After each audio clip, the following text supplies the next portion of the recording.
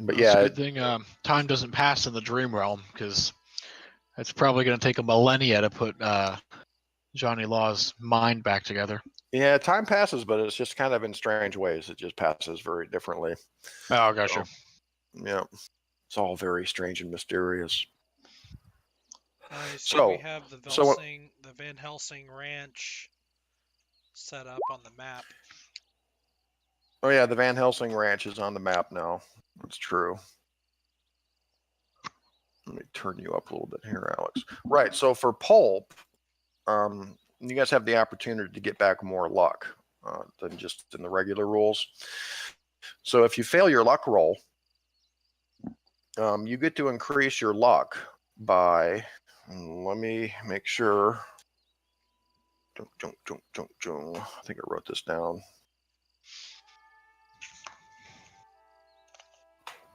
Make sure I tell you the right thing. But it's much more than a D10, which gives you guys access to much more luck during the game here. Let me pull up the pulp files here.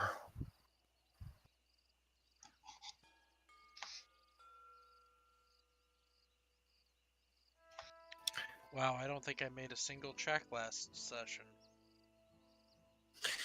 It could be the case. I mean, you know, you and War Club are kind of up on the top of the canyon playing backup. I pretty much did firearms and spot hidden. And luck. Those are the three things I got to roll for. Right. Not too much action except for the old cat attack, which was awesome, pretty epic, which was pretty epic, you know, in itself. The whole combat was epic. That whole that was good. Rolling. All right, that was good. Yeah. So if to fail, it's basically we fail luck, we get to increase that. That's the same thing, right? Correct. I just want to see by how much. You'll even increase it if you make your luck roll, too. Okay. So. I was going to say, like, if I somehow manage to actually make an 18, Hey, I failed all the way down.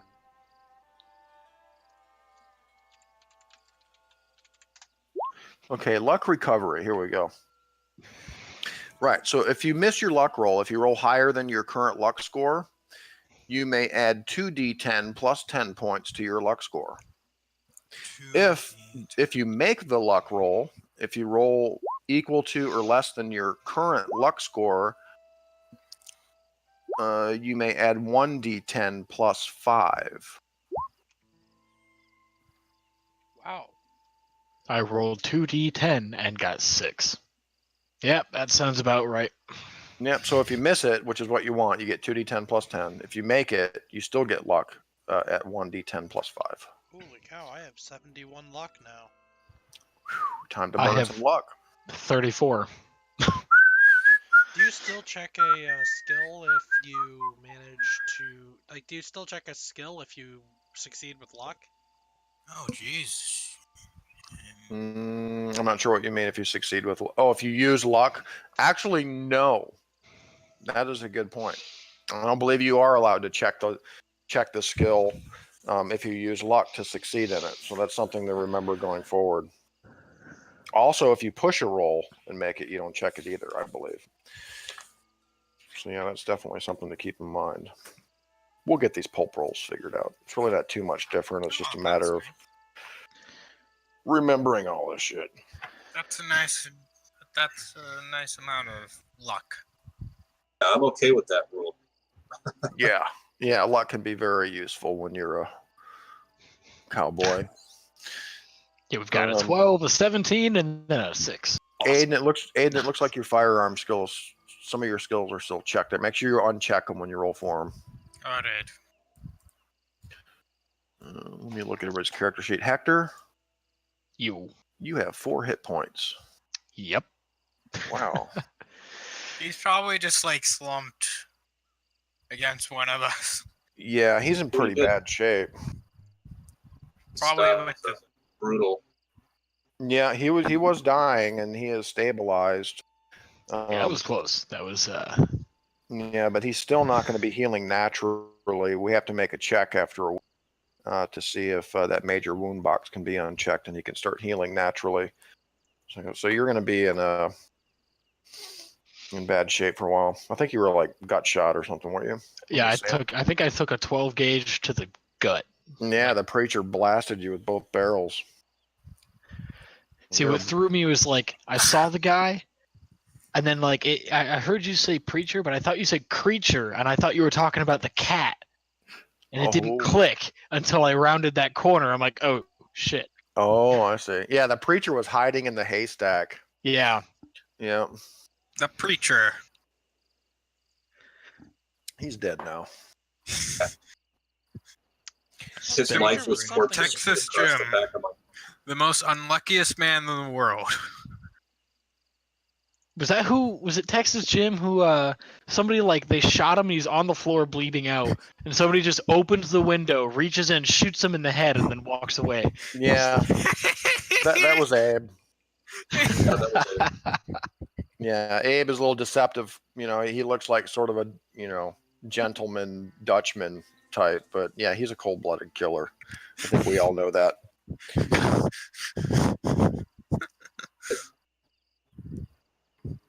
He Um, murdered the appreciates that. murderer.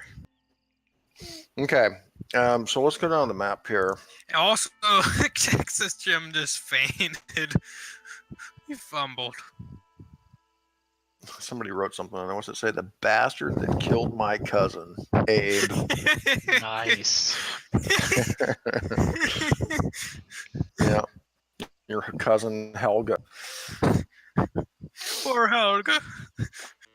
We got their scalps now, man. All right, Alda, we recording the session here yet? Yes. Very good. Awesome. Okay, so we're up here in the Eagle Mountains. Right up here. And you guys are in a box canyon where the shanty was. So as you guys are kind of cleaning up and, just kind of hog tying the bodies just to get them on the horses, tying them to the horses and whatever. How about Have to be everybody? the whole bodies or just the head? Well, what's left of them? I mean, the preacher and Sanchez, they're just kind of scorched and blackened husks. And you're not we even bring the husks. Yeah, you're not even quite sure if you're going to be able to get the reward for them because they're so badly burned. But you've got Kid Richter, Texas Jim, and Irish Bill's bodies. They're pretty much intact. I think Kid Richter may be missing his head, if I recall. But that's no problem. You just put it in a burlap sack and. Richter, I don't think so, because I went for the head, but remember he Oh, that's Palpatine. right. that's right, he spoke Palpatine. real quick, so That's right. Yeah. The He did. Palpatine move. Yeah. I went for the Palpatine. I think I got like one in his shoulder and one through his chest or something. Yeah, he did. He like gasped some last words, didn't he? Yeah. I wrote, Was I wrote that down. what were those last words? It was Don Felipe. Don Felipe. That's what it Yeah. was. Felipe, yes. Don Felipe. And that's also where you found the here, I'll pull it back over here to this map so we can for His old time's chest of sake. gold. Yeah, and down here you found the portion of some kind of map. Yes. Apparently drawn up by some old Spanish expedition way back in the 15 or 1400s. So that was kind of interesting. So as you guys are cleaning up, looking around, searching the place, how about everybody give me a spot hidden roll?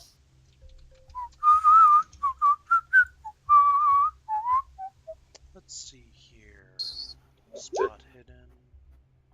I see through everything. Boom, nice roll. I'm blind.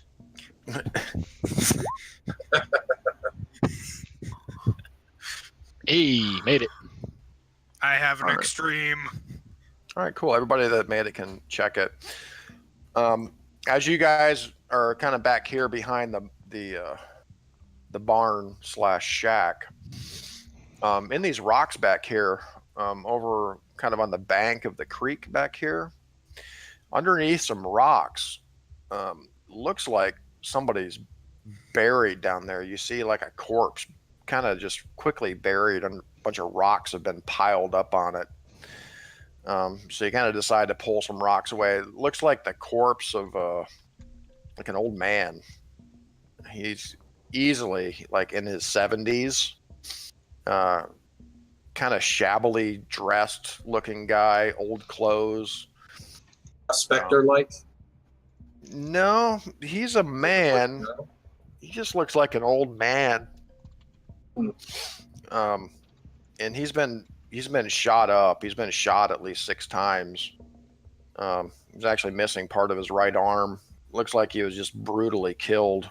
And this is recently. It only looks like he's been back there for a few days, probably. Let's collect the body and take it into town. It's probably some poor soul that these guys killed. Like, I Yeah. tried to, like, search his possessions. Oh, he has no possessions. He's just dressed in rags or what's left of rags. Doesn't even have Like, any I go shoes on his search, feet. like, the bodies nearby just to see if there's anything that they've taken. Yeah, you don't Yeah. find much except for what they had on them. I mean, they had some firearms. They did have some provisions. We take all their What guns. We take all firearms do their they guns. have? Yeah. Any good firearms? Oh yeah, they had some really nice firearms actually. Well, Sean, we'll take that body and we'll actually wrap it like in a sheet or something. Show it a little more respect. We just won't throw Okay. it over the mule. I, like, keep all the weapons. Yeah, it does certainly look like whoever this old man was, he was probably a victim of Kid Richter and his gang. We'll wrap the body up in like a shroud. Treat it with respect. We won't throw it on the mule with the others. We'll make a little travois for it and drag it behind one of the horses. You know? Like, Yeah, put I it mean- next to the... Put it next to Hector. I mean, as a matter of fact, you know, as you guys are collecting the body and stuff like that, it would probably occur to somebody that, you know, this obviously looked like, you know, some kind of little camp where somebody was out here panning for gold, you know, with the sluice and everything. This is probably just some old poor prospector that they found. I mean, probably just took what he had and just killed him. This was probably his little place, in fact. So yeah, just another victim. Is there any kind of deed to the property or anything like that laying around? No, nothing like that.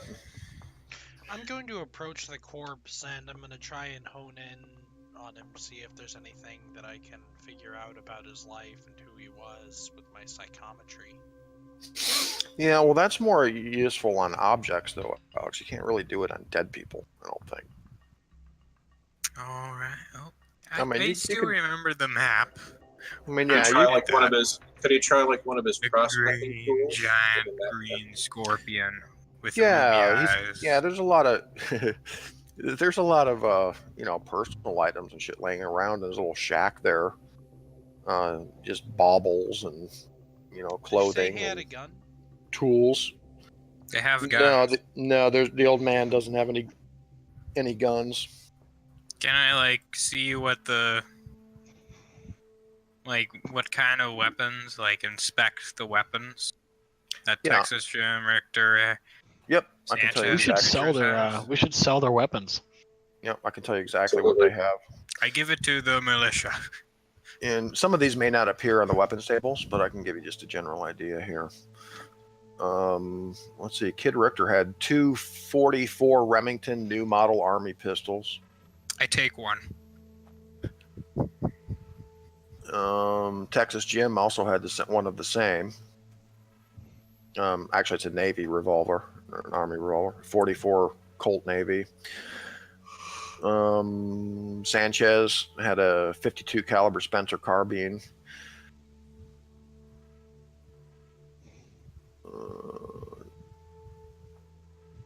Kid Richter also had a big old Bowie knife. Preacher had a 16 gauge double barrel shotgun. That was kind of burned up in the fire though.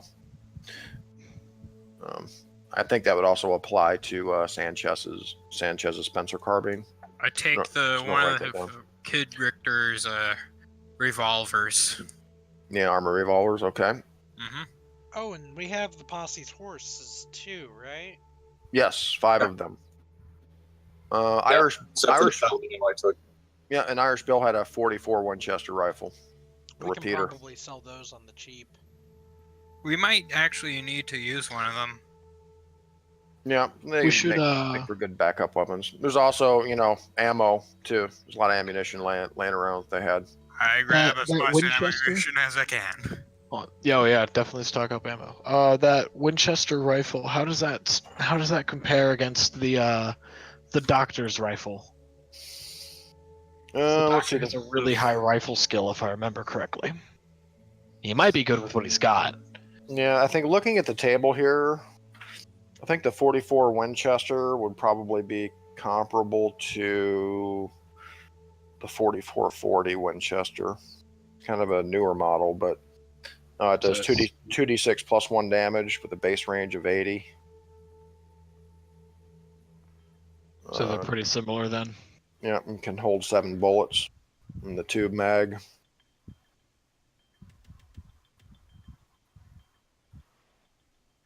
And I'm going to play loosey-goosey with some of these weapons, guys, because they are... some of them are more common than others. Some of them, technically, we shouldn't have been using in 1869, but I'm not going to be too picky about that. If we want to run Okay, astray well, of the law and we want to get a decent chunk of money, we could probably sell them to the Indians. Or the militia. How about we sell them to Says both? Dan. We could sell them to the Indians, says Dan. We can sell them to the militia and to the Indian. I don't think Yeah, the army needs people to run Our their club. guns for them. No, sell them private use would War Probably Like be Club I more said, money. militia. War Club's You not know- so interested in selling it to the Indians. Yeah, well, War Club would know also that, this is like Apache country, Comanche country, and these are not friendly Indians. They hate white people, okay? Unless do you not- run their guns for them. Even He's then, got a point. He's got a point. Gunrunners? even then, you do not want, maybe unless you're Isaac War Club, okay, unless you kind of know in the Indian way or whatever, you do not want to come across the Apache or Comanche. What, I forgot. What was The only Kid reason they Richter's respect me is because I revolver? killed them. Well, at least one of them. Actually, 44 Army. if Army I think revolver? 44 Army. so, I think Sam's character he was going to be Injun Joe. So actually, if we ended up gun running a couple of these What is to the the damage? Indians, that could be how we meet Sam. It could What is be. the damage? Let's see for the 44. Army. Let's see. Thing is also in order to sell to the Comanche or Apache, you'd have to have a lot more than we'd have to have like Let's just give them to like the militia. It's a 1d10 plus 2. we'll just For that sell 44. anything anybody doesn't want. 1d10 plus 2. If that's the case, like for the Army Remington, I'm just gonna like replace my Remington with that. Okay. Actually, never mind. Yeah, if you wind up looking at weapon tables, you can just usually find something that's comparable to that. Actually, the 44 Colt Army is listed here. 1d10 plus 2. Actually, I have 2 Remingtons now. Can you do a wield, or is that not one of your abilities? It is not one of my abilities. Yeah, anybody can. You just get a penalty die with all your shots. Hmm. No matter the distance? Oh, distance definitely matters. If it's outside of 15 yards, you get another penalty die. Hmm. Is And then it- Is that with the offhand, or is that both? both? Oh wow. Okay. Yeah, I mean, you can take, you can have 2 pistols, 1 pistol in each hand. You can get off 2 shots in a round, but you get a penalty die with both shots. If you're firing beyond 15 yards, beyond just the standard range, you get another penalty dice. So you're rolling 2 penalty dice both shots. And then if it goes past 2 penalty dice, then the difficulty starts increasing. So say you're at long range with 2 pistols, you would not only get 2 penalty. So the difficulty just kind of stacks, you know. Good thing I'm ambidextrous, but Yeah, sure. I have a 20 handgun skill, so I don't really intend on using that. Yeah, you're not really a handgun guy, are you? Yeah, no. The only one I have. Working close. Right, exactly. I prefer my enemies up close and personal. Right, so let's go back over here and take a look at the map. So actually, I have exactly one gun, and it's that what do you call it? It's that pistol that's holds 9 shots and it's loaded up with 20 gauge rounds or 20 gauge shells. So I've got exactly 9 shots in a pistol tucked into my back belt that nobody knows is there, just in case. Yeah, that's the perfect weapon for you, I think. Yeah, exactly, because it's hard to miss. So.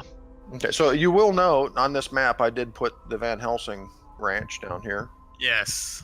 I love it. Down here, kind of right on the Rio Grande. Over there near Chalk Mountain, just south of the Romero and Scanlon ranches. Like, Van Helsing would just, like, expand his land with this money. That's true. We could expand the ranch. Oh, I'm sure he's already planning on that after finding all of that gold. Mm-hmm. That could be, because that could be like a source of steady income that could actually fuel the characters. Okay, so you guys thoroughly searched the Box Canyon there where poor old John Doe was murdered. You guys are taking his body back to San Rafael, I think you said. Which is probably a good idea. You might have some relatives in the area or something that might like to know what happened to him. We want to be respectful. Yeah. Like, I place him right next to Hector. Yeah, it's not like the group is just totally morally ambiguous. I'm gonna, like, You have some We morals. do have some just gonna- morals. Well, we're outlaws, but we have a code. You know, We are outlaws, but we have... Honor among thieves, all that. I mean, we have a code. technically, I wouldn't even consider any of you outlaws at this point. That's Like, true, actually. That's not, something yet to be determined. You know. Hector wouldn't be an outlaw. He's probably not really friendly with the law, but he's not an outlaw necessarily. Right. I mean, No, Al- bit of a drifter. We don't but- attack civilians. We're not. We Right. don't attack civilians Yeah. or innocent people just to. Like, I'm just gonna, like, move Hector and the dead body of John Doe okay. into the wagon of the Yes, into the wagon. Yes. Why am I being moved as a dead body? Well- And why am I being placed with the dead body? I'm a little concerned about where this is headed. Because it's in 1800. That is actually a pretty good point, Hector. I mean, you're really in no shape to ride, I must say. Fair enough. We can put him on top of my wagon. Yeah, you could ride shotgun. Yes. Strap me to the front. I'll be the. Yeah, you strap him down to the front of the wagon and he can ride shotgun. How about that? Sure. I mean, you're gut shot, dude. You're in a lot of pain. It's going to be a long ride home for you. I've But- got The some doctor opium. give We him can... a little bit of a. Yeah. Yeah. Oh, the Give him doctor shot me up with some opium, man. I'm feeling great right now. Oh, yeah, you're feeling no pain. That is a good point. You're also not feeling much consciousness either. Oh yeah, no, I'm kind of. You're like I'm the trying to Twilight talk to Zone. the dead body. I'm kind of like smiling at and trying to carry on a conversation. You He's know, not much of a talker. He's like kind of singing songs off tune. All right. So just to reiterate a couple things, I guess the definition of, not being outlaws is that you're not technically wanted by the federal government.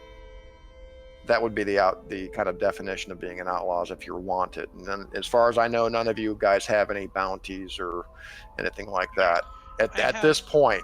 I have a in the very story. specific bounty with the steamship company, but there's only one gunman that I know of that's after me.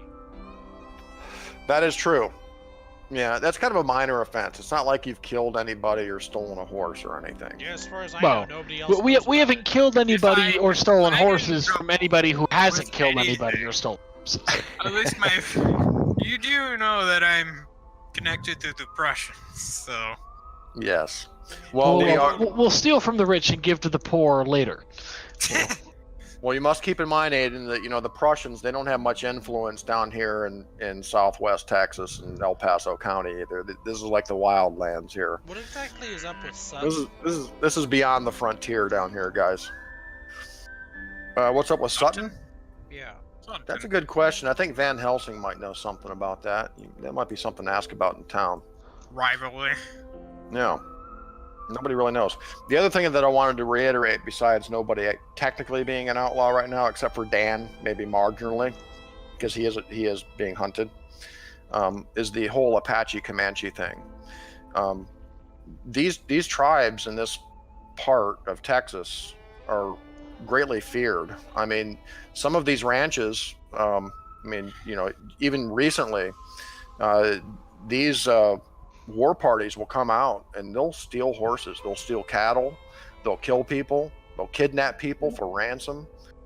They do all kinds of dastardly shit. So it's good to keep in mind that the Apache and Comanche tribes, they're killers, man. They will kill you on sight, or worse. There's worse things than death when it comes to these tribes. Okay. Well, that's part of why I was. That's part of why I was saying that it might be wise. I don't know. I wouldn't say it would be wise to run guns to the Comanches or the Apache, but it would be good to have allies. And that's Make some relations. way to get allies. Make it so that it clear that our club has some relations with them. Right. Or even we don't even have to be allies. We just have to be known as not enemies. Yeah. People that they won't just come and attack for no reason. Right. At least War Club maybe knows some of their customs. He knows their language. So that could be some kind of buffer. But I'm just saying, the Apaches are known to, they won't just kill you, man. They'll scalp you. They'll skewer you on a stick and skin you alive. You know what I'm saying? So this is something to keep in mind. I'm trying to fix the in our travels down here in El Paso. Yeah, I got my name for fighting the Comanche at the Battle of Little Road Creek. Mm-hmm. So I've fought the Comanche before. Yeah, I imagine you probably still have some nightmares about that. Do you have any connections with any actual Comanche or? I'm sure they're not positive. Do you have any connections with any chieftains or any names that you can drop to stop them from skinning us alive, or? No, all that would happen individual. I mean, in other words, even if you're known, it would all depend on what was going on at the moment with that particular band of Apache or Comanche, right? Yeah. Are they out on a war? Are they out on a war party? Are you in their territory? There's all kinds of. It would depend. Yeah, I mean, you actually, Lee, you had bet some Apaches not too long before you found this Box Canyon down here. And they seemed amenable, I mean, they talked to you. They didn't skin you alive, at least. That's good. So that's progress. Yeah. Yeah, so it just depends on the situation. Are they out on is it a war party, or are you? Right. If I recall, I think there were just a pair of them, and they were looking for some missing friends or something like that kind of went missing down here in the Eagle Mountains. And generally, I mean, there has to be a cause for them to go on a war party, anyways. There has to be something that happens. They raid intermittently. They raid. That's the Comanches are. They take slaves. They kill at will. They'll do all that stuff. I can make it very simple for you, Alex. They hate the white man. Okay, at this point, at least at this point in history, they hate the white man. They also attack the Mexican government. They attack Mexicans too. They're back and forth across the border. They attack Comanches. Comanches attack Apaches. I mean, they've been at war with the Comanche for a very long time. So yeah, they're just kind of war-like people, both of them. So it's just something to kind of watch out for. You might be able to trade your way out of a situation, or even combat your way out of a situation, or It just would depend on the individual group you were dealing with. Yeah.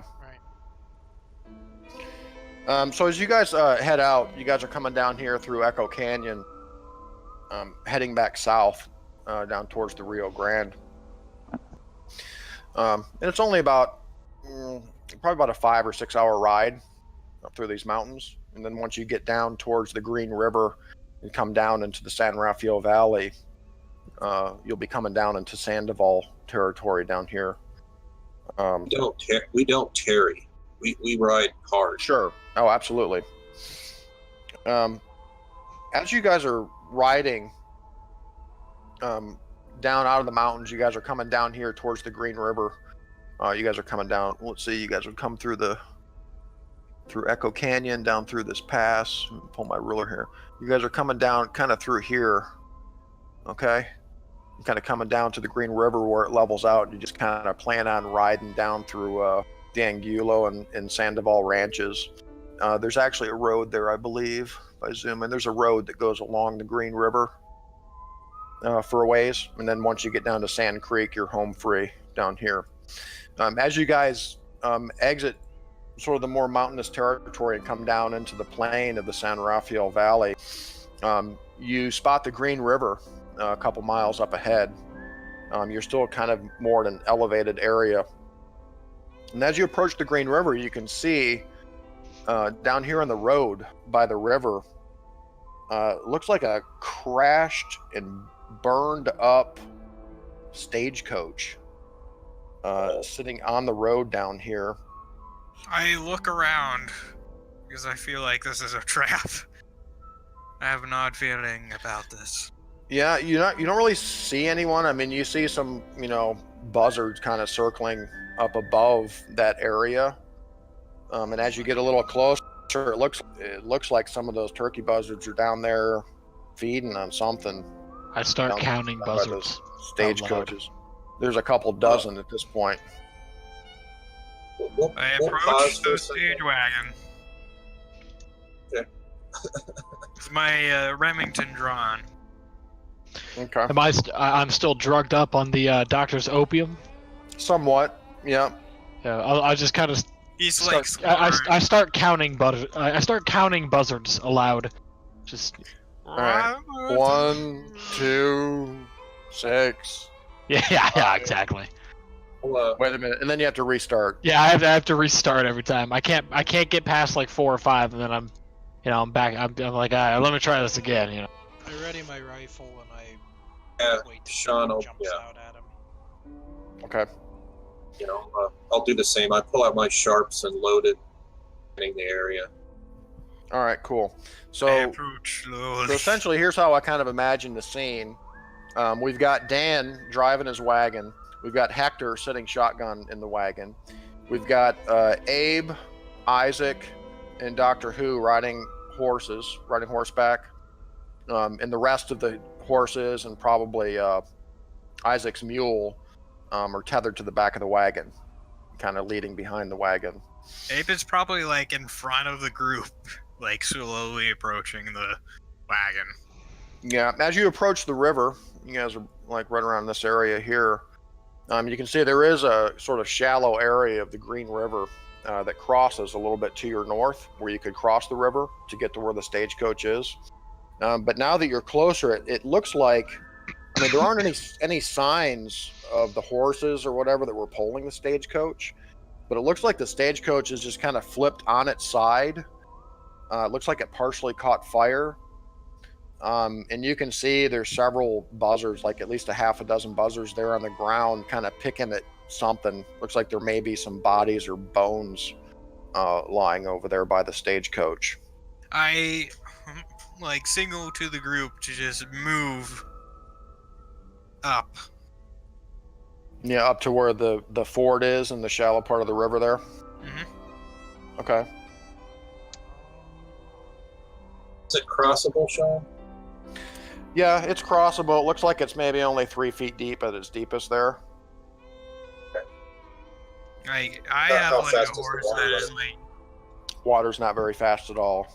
Looks like a the pretty best safe crossing. Russian horse.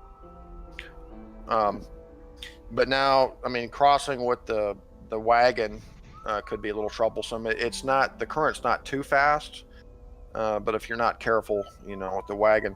Alex, does Dan have any kind of like driving skill? Yeah, I assume he since- does. Yeah. How about first? Let me see. Let me look at your character sheet for a second here. It help to have someone like dismount and lead the wagon horses. I'll tell you what. I think just almost everybody has some natural world skill. How about we get a natural world roll for everybody, just to kind of gauge how dangerous, or maybe how not dangerous it may be to cross this ford, the wagon. I don't understand a thing. War Club makes it. I got a hard success. Abe has trouble understanding what is All going right. on. Hector, I'll give you a roll 2 there. Okay. All right, Dan and War Club, go ahead and check those skills. You're both pretty confident that there's a good chance that it's probably pretty safe. You're just gonna have to take it slow. You know, and just kind of keep the horses from getting too distressed as you're crossing. I would say also, Alex, with your wagon and the size of it, you probably have a team of 4 horses pulling it, I would imagine. I have a team of 2, I think. Let's make it 4. Okay. Let's just make it 4. It magically appears out of nowhere. We need a team. Okay. So- I've got 4 horses then, and since I made that natural world check, does that mean that I get to make my drive wagon and stagecoach check with the advantage, whatever it's called? Yes, I'm going to give you a bonus die on that roll, so click the gray button. Woo! We'll say it's a combination of just Oh my kind of God. knowing. We'll say it's a Sweet. combination of You knowing just, what like, you're doing and having a little fast. help Oh, dude. from He just rolls past us. from Slowly. War Club. Keeping Kind of the floats horses through the calm. river there on those. Nice. Okay. Very Alright, so- majestically. You Yeah, successfully the ford horses leap and the wagon flies. successfully ford the Green River with the help of Isaac. Go ahead and check that too. Excellent. So as you get to the other side, it's not a quarter mile down the road where the crash stagecoach is. Okay. Like, So we'll approach slowly. I'm I still still, scanning the area slowly. with my rifle out. Okay. There's no sign of any riders. You're kind of looking up in those rocky outcroppings, Lee, because you know this looks like, you know what this looks like, right? Yeah, I tell everybody to stop for a second. I'm like, this is probably an ambush. You guys are probably up in these rocks here, waiting to snipe us. Yeah, I suggest we move on. Frankly, there's not much to gain. I urge them to, stay. We don't know what caused. Ask you this, Sean. From where we are right now, what kind of natural cover is there? Not Is too there much any not too much on the riverside there. It's just kind of like grass along the edges of the river with the road.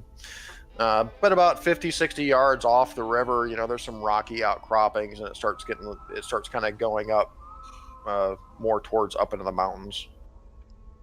Yeah, it sounds like an ambush to me. At best, I we yell. discover a murder. At worst, we get attacked and killed.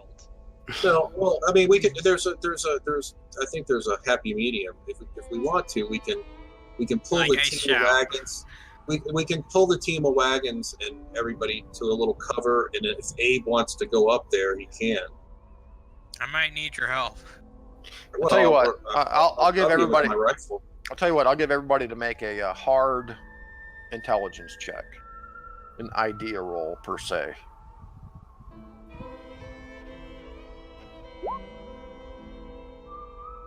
Nice. And Isaac, actually, Lee, I'm going to give you a bonus die for it. Roll the gray die for intelligence. So is that a -1 then? +1. No, for everyone else. No, you just need a hard success, basically. I have an extreme. Everyone has gotten. Yeah, so both. Okay. Except for the opium. So Isaac, it actually is quite clear what I was hinting at. This looks like, and Aiden, Abe, you would confer from what you know, at least in your travels, that this looks like the work of Indians. This is a classic. I'm going. Yeah, I'm this going. is like a classic Comanche slash and burn in the stagecoach. At least Yeah, that's your best guess, anyway. Let's just leave. I realize this and I'm like, let's leave. But I mean, you guys are close enough. I mean, to see the stagecoach up there. It doesn't look. I mean, you don't see any people up there. Lee, you're scanning. Those rocks up there. You're not seeing anything. But you guys are kind of out in the open here on the road. That is true. Not to So, mention- like I said, we should move to cover, and a couple people should go up and check it out. I can smell an ambush from a mile away, Yeah. but What's the advantage of checking it out, Can I though? shoot? that's what I'm saying, man. Well, There's Well, no no, advantage I mean- of checking it out. I'm Well, gonna no, there is. tell No, there is. There's. a group that I'm gonna shoot in the air just to see if No, no, no. anything flinches. Ooh, that's not a good idea. That's a No, terrible don't do idea. that. That'll alert them. If they were preparing an ambush, they would have already known our presence. Not necessarily. I mean, yeah, they could They just have- be camped out nearby. I mean, again, at best, we discover murder, maybe get to loot a corpse. At worst, we Or are gonna get attacked by Cthulhu! Indians. This very early on. That is correct. The other worst thing that could happen would be a hell plant springs forth from the corpse, and I don't think we need that right now. The hell How about plant. Wrong campaign, Alex. They're in every campaign. Who knows? Hey, he does have a point. I sneak up. Every corpse is. I an get off my opportunity in horse. this game We for go to- the DM to I throw tell a them shotgun at they someone. go to cover. I go sneaking. Okay.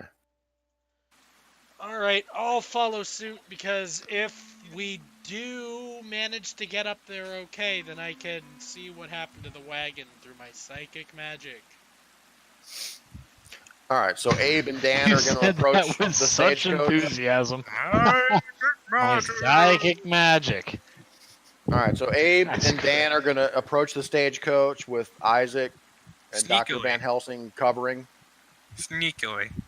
Okay. Very sneakily. Very Very, very sneaky. Okay. sneaky. All right. So you sneak up to the stagecoach. As you get closer, you can see that there are indeed what appear to be some corpses lying about. Several, maybe 4, 5, maybe even 6. But the corpses appear to be in pieces.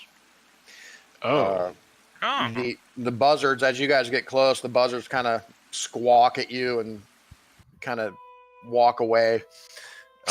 They don't fly off, but they kind of start keeping their distance from you, I technically can't get any sanity loss from this. It's good to know. I love that. Oh, really? Yeah. Yeah. That's Dan, your on the other ability? Those trade.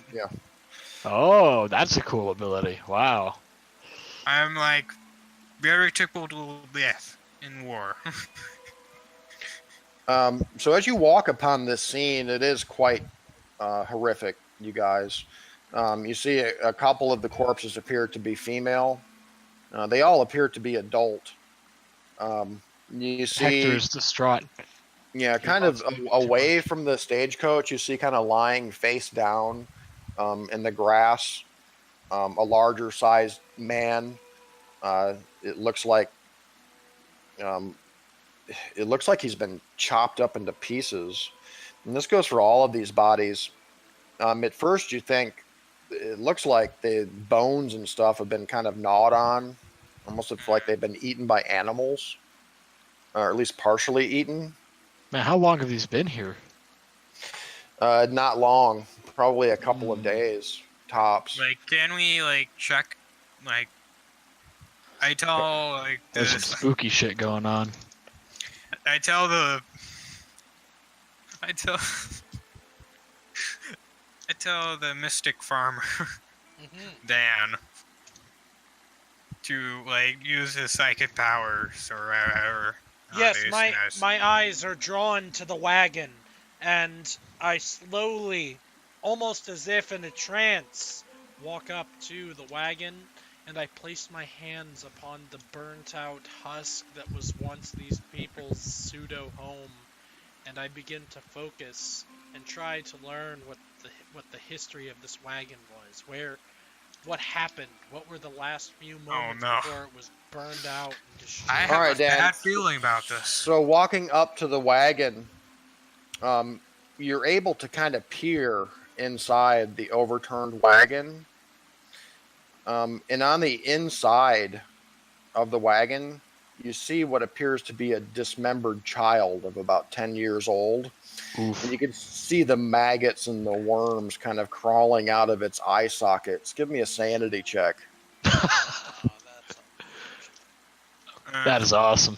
Oh, And Dan, when you see this, you guys standing there, his eyes get really wide and he's retching, and dry heaving.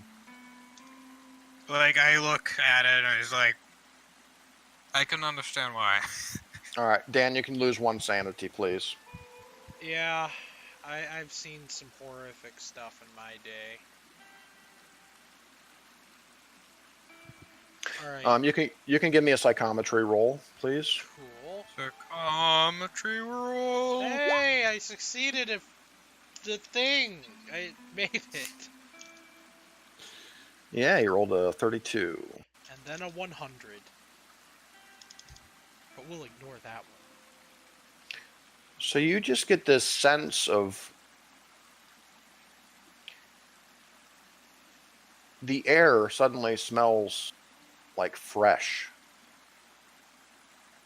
You don't get the sense of like the kind of dry, dusty air that you get here in Texas. It's almost like you get the scent of like pine woods, and almost a sense of like coolness for a moment. And then sort of a tranquility comes over you for a moment, and that's all you get. For you other guys, Hector, are you there too? You're by the stagecoach, right? I'm by the stagecoach, yeah. Okay. You other two, do either of you guys have any medicine or biology type skills? Anything like that? The doctor does. I know the doctor's covering you guys though. Oh, true. I That's have right. first aid, but it's low. Yeah, I would allow a first aid roll. Alright. Either first aid, biology, or medicine. Nice. Okay. That's a first. What about you, Hector? Why don't you give it a try too? First aid? Yeah, first aid's fun. Okay. Let's see. Where's The my first opium- aid? Hector. How many magic... Oh, yeah! Boy. Nicely done. Boom! I put a check in so- that? So Aiden, I was looking for a hard success on that first aid, so don't check that. Okay. Don't check it? Don't check it. Well, Aiden, Oh, okay. Stuart, you can definitely check it. Okay. You got way beyond a hard success. So here's what you realize, Hector. Perhaps you spent some time in a butcher shop, or maybe you're a. Well, I'm pretty good with the sword. I get to see things dissected in front of my eyes all the time. That is true. That is true. You have hacked a couple of limbs. Besides being maybe a beef connoisseur with the butchery aspect of it, what first appeared to be sort of animal-eaten corpses show definite signs of systematic butchery, as if these bodies have been systematically kind of cut up into pieces before being eaten, raw, obviously. And looking a little closer at it, I'm going to have to require a sanity check for you too, Hector. Okay, even though I'm at the wagon, or am I also up there? Well, I was assuming that you're at the stagecoach. I thought you said you were at the stagecoach. Oh, yeah, I guess I am. Is that what I said? Yeah. In that case, yes. Yeah. Okay. And you were the sneaky one. I thought you were walking up there. But yeah, give me a sanity check. I don't think you have that built-in sanity resistance for I do not have a built-in sanity resistance. for So human let me body check that. body problems. Yeah. Hardened. Ooh, yes. You made it. Just another slab of meat. Okay. Oh, Dan, you made yours too. I need both of you guys to lose just one sanity, please. If we make it, okay. Just from the scene of butchery here. Another thing you noticed, Hector, after getting a closer look at these bodies, you notice some small footprints about in the grass and in the mud around here. Now, they appear to be human footprints, bare feet, but they're very small, almost child-sized, So there could be a kid running around out here. says Hector. Who's we should on probably- opium. Yes. Yeah, well, the opium's starting to fade just a little bit, but... Not enough to clear your conscience. Yeah, both of you guys would hear Hector murmur, I think there might be a kid around here. Oh, Pretty odd, though. You don't see any other signs of tracks. And you're kind of wondering, like, what happened to the horses that were pulling this stage. There's no sign of them either. they have Well, vanished. So Those this are could be, probably like, stolen. intentional. Like, they might have butchered these people... Is there, like, a section of Indians that is, like, cannibalistic? Historically speaking, not really, but maybe... Wonders Except Hector. for one I'm island. wondering, because this is a classic... I mean, it looks like a classic ambush. There was only one. And that yeah, was in they the, probably just killed this Yeah, family and it's a message, you know. This the is Well- Spanish Alpha tribe. Let me put it this way. Yeah. Let me put it this way, Hector. If these were Indians, they were awfully young braves that did this. Because these are literally child-sized footprints. But they are human. They are definitely human. That's odd. Because that means something small and human butchered and ate these other human beings. And a chill goes up your spine and you kind of feel a little nauseous. We should look around. Do I get any sense of what the owners of this wagon were Like, like? I've seen this stuff before with like the colonial colonies in Africa. So I'm like, Perhaps, but nothing like this. I don't think you've really seen butchery on this scale, yeah. except for maybe during the war. But this is quite different. Yeah, this is like cannibalism. This is. Yeah. I mean, this is. I mean, there's. Like. Yeah, these guys, these people were eaten, obviously, after being Can we kind of tell cut if into it's pieces. like ritualistic or not? Yeah, that's what I was gonna say. Was this some kind of ceremony? Does it look like they just ate them? It could be. I mean, like I said, your first impression when you're approaching this place that it has, it looks like an Indian attack for sure. But after kind of getting a closer look at it and seeing the footprints, now these small footprints, it looks like there were several, maybe up to a half a dozen of these small people. I'm kind of like, all over the What place. was the first if emotion they- that Do I the felt footprints when I lead was like to cover or anything? Like, could they be hiding somewhere? Anybody have any good tracking skills? See, I this is have a where we high need. training skill. I Yeah, don't think and- so. And just very quickly, Alex, to answer your question, the only sense you got from psychometry, from the stagecoach itself, was that sort of cool, tranquil, piney feeling. It's kind of strange. May not mean much to you, but Does it that's tell- I mean, it tells me that I can learn about what the owners were like. Were the owners Mhm. good people? it's hard to say. You're not getting much from it. Our club has a high track hand. He's got like a 70. But here's Mm. the question, guys. I think I tell, like, I yell for War Club to come over here. Here's the thing, though, guys. We have all this stuff with us. Yeah. It might be good to go back. I mean, are we? We need to either sell the body parts, burn them, and get the hell out of here, because I think we're at a little disadvantage because we have all this. We could gold ask with in us. town, perhaps, see if anybody knows anything. We need to probably bug out of here. The Apache and Comanche, yeah, they're brutal. They'll skin you alive. They do all that kind of stuff. But I can tell you, they typically don't eat. Like I tell, Right. Yeah, cannibalism is like the most barbaric of anything That's- you can think of for a tribe. And I don't think, Well, even that's just great. historically speaking, I can't think of a single Native ushered the American rest. tribe that did.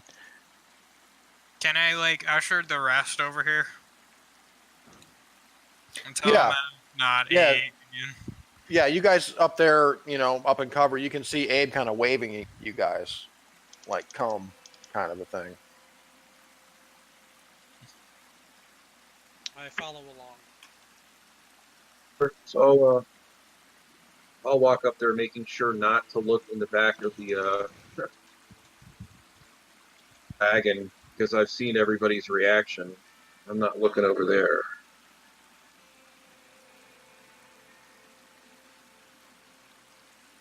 Okay, and so I guess we'll follow along.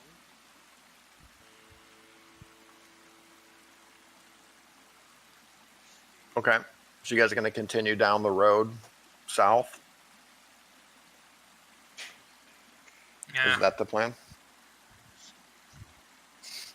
Lee, if you're going to come up on the scene, are you guys going to come up to where these guys are? Hold on a second. I'm not sure if we should follow this path. I mean, By the way, if you look at the map, the road kind of leads south, and then once it hits the Angulo Ranch, the road kind of cuts more southeast along the edge of the Sandoval and the other ranches. You see that dotted line? That's the road. is there a church in the town? The closest Yes, town? there are a couple of churches in the town. There's the San Benito Mission Church, which kind of caters to the Mexicans. And then there is the San Rafael Church of Christ, where the And- Reverend Joshua Anderson presides.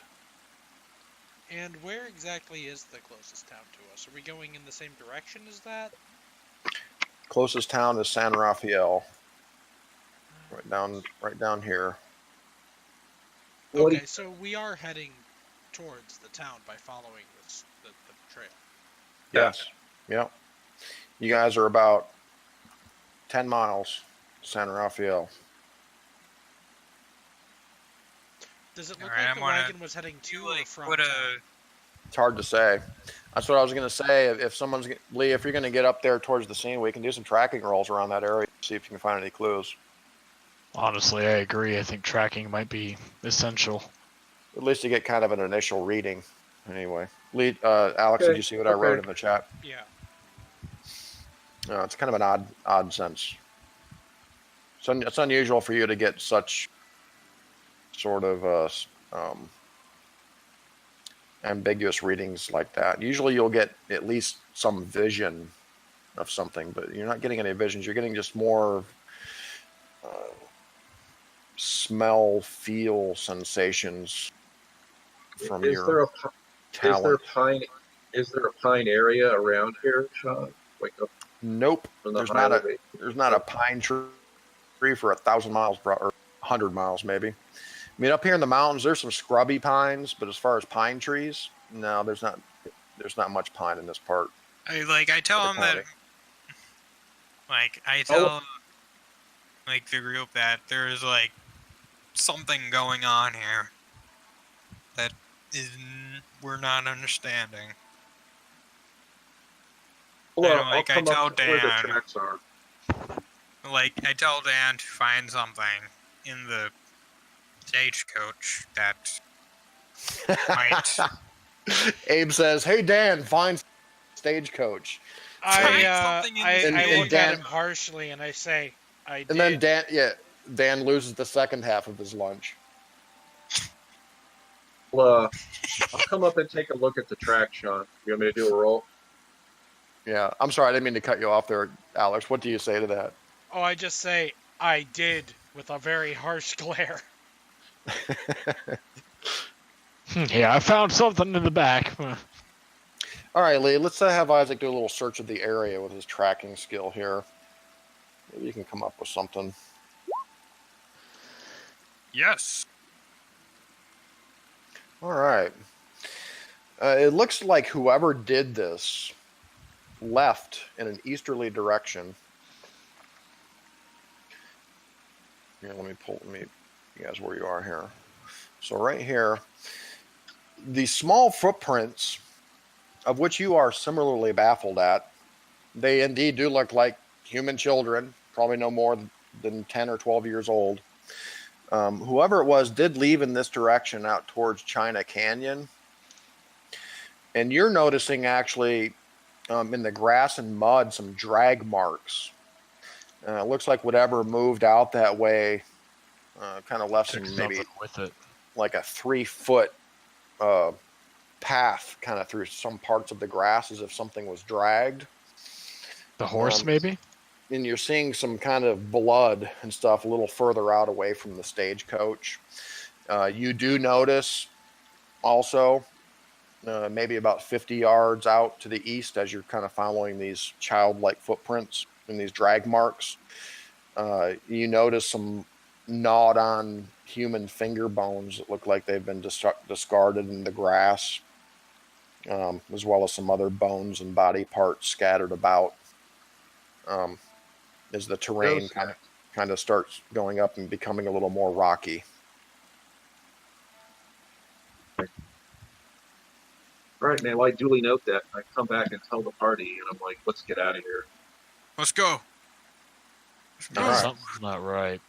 Now the Yeah. question is, do we want to pile these parts up and burn them?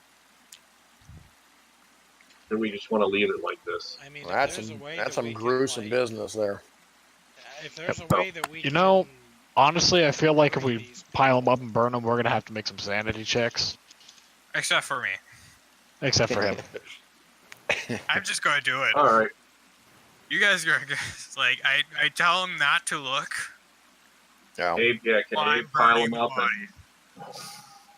All right. So Abe's gonna put the remains to rest per se. Exactly. All right, you do. And Is there any identifying paperwork or anything? strangely, no. It looks like any kind of valuables or possessions people may have had are absent from the scene. Yep. Sure.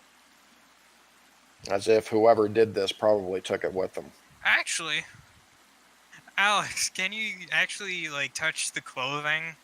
See what happened? Well, I can touch the clothing and get senses of, like, the owners and maybe their last moments, but the wagon should have been enough. It does cost me magic points, and I do only have 7 left. It cost me 8 to do it that first time. I can give it a shot, though. Do it, man. Alright, I'm going to try and... We need to know what happened. Get a fixing on, I guess, the clothing. yeah, whose clothing, though? Maybe the most gruesome. I'm gonna try the child's clothing. Okay. Like a scrap Lee, there. on your way back, after kind of walking out and following these tracks for a bit, walking back to the stagecoach, as you near the stagecoach, off to your right, you kind of catch this glint of metal down in the mud, and you look, and you can see a couple of spent 44 cartridges under the mud. Looks like there was some kind of fight. Yeah, it looks like some kind of fight actually happened here. Okay, Alex, give me a psychometry roll. Okay. Alright. Try this. I fail. Check to see if I still take magic. I'm going to be right back, gentlemen. I need to use the restroom. Sure. Push it, man. You could spend Can some we luck push or magic push rolls? it. Ooh. Oh yeah, Push it, man. Push it. you can push it or spend some luck. Oh, yeah. Because, okay, yeah. Sorry, I'm forgetting about luck.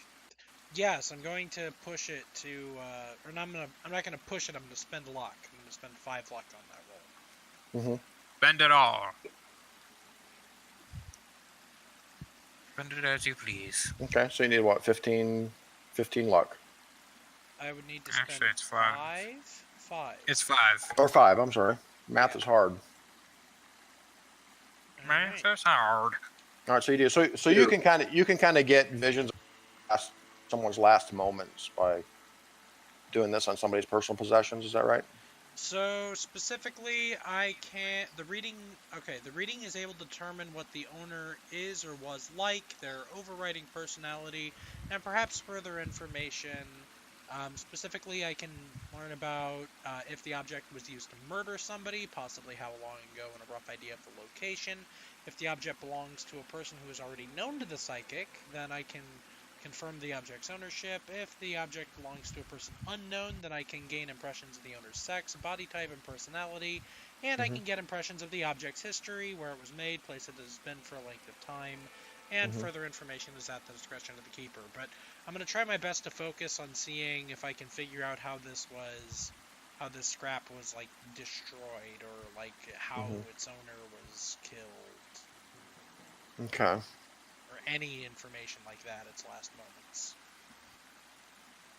Okay, here's what I'm going to give you. So you close your eyes and you take up this scrap of clothing. You kind of feel it, and you kind of, smell it. And you're kind of reaching out with your feelings. And you get this sense of night, of darkness. The stars are out. And you get this fleeting vision of, are those dogs? Are they boars? Pigs, maybe? Wait a minute. Children.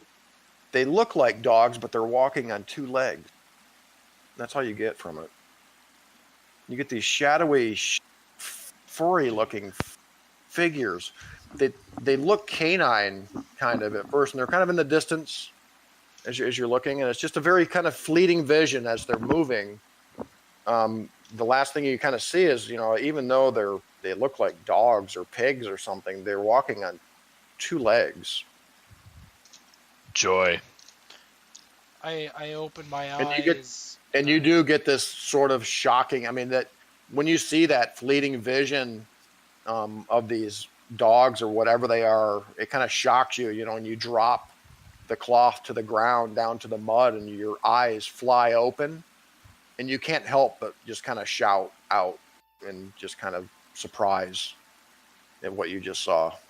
I drop the cloth in disgust. Do you want me to make a sanity check or anything? No, it's not necessarily. You didn't really get a very good look. It was just kind of a fleeting glimpse of something.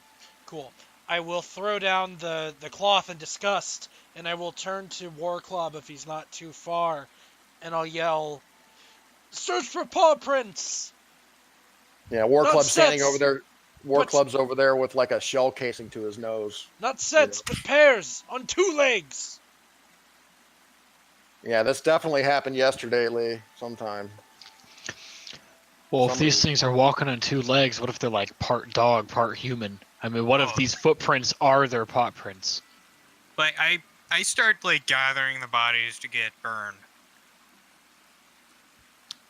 Yes, Not in you're front, doing that. I tell them to just, get out of sight. Or Yes, just, with the turn start. their Yeah, backs. with the start of the bonfire, after kind of gathering some wood and some kindling, you've now dispersed the buzzards. The vultures have kind of dispersed, and you can see them. They're still circling up above you, but none of them are on the ground anymore. You kind of scared them away with the fire. But you got a good roaring bonfire now that you can throw all the body parts on. There's a, leg here, arm there, foot there, We should leave this place as fast as possible. clump of hair. I am in favor there. of that. Alright, Okay. let's move. Ride hard towards up the town. We should ask around the town, see if there's any rumors about Can we any have weird the creatures Monty out there. Python riding music? I could do that for you. That might be a little extreme for Call of Cthulhu, though. I actually have but it. it's like I think I actually have that. Yeah. Okay. Let me look at my reference page here so we can get to San Rafael. I'll see if I can find that sound clip to make Aiden happy. Okay, so we're riding hard for San Rafael.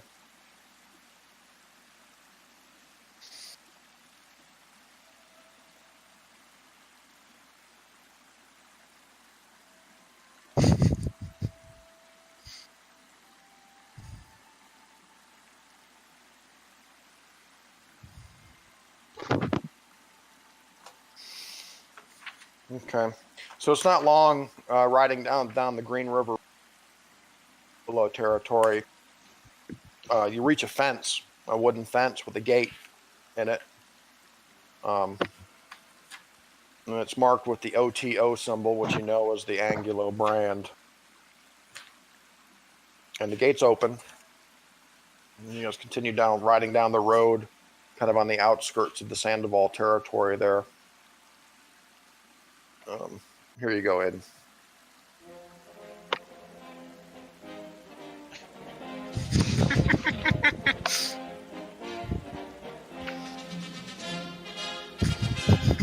To San Rafael we ride. The rest of us kind of look at him. I'm like, man, I've had too much opium. Like, I think Aiden and I are the only ones actually hearing them. I'm just kind of trying to shake it off. Like, what? Right. Da, Yeah. da, da, da, da, da, da, da, da, da, da, da. That is a good movie. Isn't it? Yeah, I love it. I technically have like the disc. Okay, so as you guys ride the road down here along Sand Creek, you can see San Rafael up ahead. It's getting a little late in the day. You got another couple hours of sunlight. Up here, if you zoom out a little bit, here's a pretty decent representation of San Rafael, its environs. Right into town, triumphant. Yes, riding into town with all the dead bodies. And the one that Go to Hardened the and bloodstained. first off, man. What there? Yep. So you would know to go down to the let's see, the U.S. Marshal's office.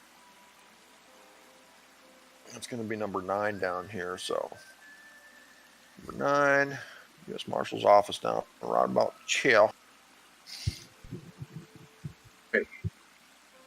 And Dr. Van Helsing decides that he's going to ride on down the ranch because he needs to make some preparations for his wife's funeral and to check on little Victor to make sure that he's doing okay. Victor Van. So Dr. Van Helsing is going to ride for the ranch while you guys take care of business here in town. Or otherwise known as Doctor Who. Yes. Who Van Helsing? So San Rafael itself is not really a very big town, as you can see. It's very dry, very hot. I mean, even at 5 o'clock in the afternoon with only a couple hours of sunlight left, I mean, it's in the 90s. It's 93 degrees still. The sun's still kind of beating down on you guys. After your long ride, you're covered with dust and sweat. And as you ride into town, pull up your horses in front of the United States Marshal's office to hitch your horses and pull the wagon up front. You can see U.S. Deputy Marshal Doug Kirby sitting out front in a chair alongside Deputy Vic Reese. And as you guys pull up, the Marshal stands up and he kind of gives you a gander, kind of tips his hat. And he's like, well, you boys been riding hard. What do you got there? The Bodies. dead bodies Kid Richter and his gang. of who Richter's That asshole that beat me in poker. and the one that killed my cousin. Eric, yeah. Texas Jim.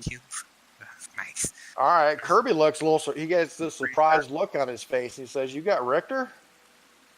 And the preacher. Nah. And I like we show him his body. Richter, Preacher, Sanchez. All right, he comes out with Deputy Reese. You know, he's kind of like looking at the bodies. Kind of grabs Richter by, you know, I'd imagine maybe Hector kind of throws the sack with Richter's head in it at him. He catches the sack, kind of looks at it. He's not decapitated though. Oh, that's right. Sorry. I tried to, but he had to mutter the. That's right. He had to say those last words. Sorry. But you know what? I reach over, I cut off his head, and then I toss it to him. Not really, Because- though. Oh, sure, why not? In front of the marshal. No, don't do that. No, Don't do that. don't do that. Don't Oh, do that, man. You think the marshal's gonna have a problem? with He's that? gonna be No. pissed. Oh, yeah. In public. He's gonna Yeah. be pissed. Yeah, Oh. let's not. Yeah, This let's is down with the law. yeah, let's just keep in mind this is the western frontier, beyond the frontier, in fact, and such behavior may be frowned upon by the federal marshals. Yeah, okay? that's a pretty severe Hmm. power move. Texas Decapitating a Rangers. corpse in front of the marshal. Yeah, I know we're playing pulp, but this isn't like, you know, this isn't like comic books. This is like the Old West here still. So he's actually seems pretty impressed, you know, and he just kind of asks you guys, he's like, "Did you get them all?" He says, "Did you get Yes, the but a preacher, couple of them got Sanchez? I see you got They're all Irish." here. Should be all of them, yeah. He says, "These guys are pretty burned up. That's Sanchez, right?" Yeah.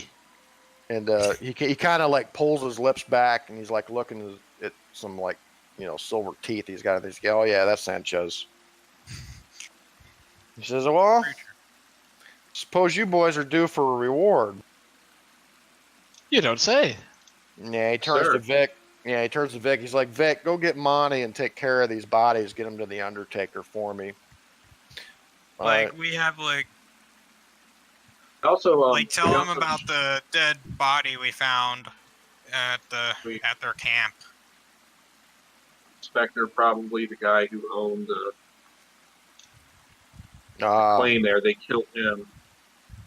Way back. Like Yeah. they Also- might I explained that it might have for oppression talking to a U.S. Marshal.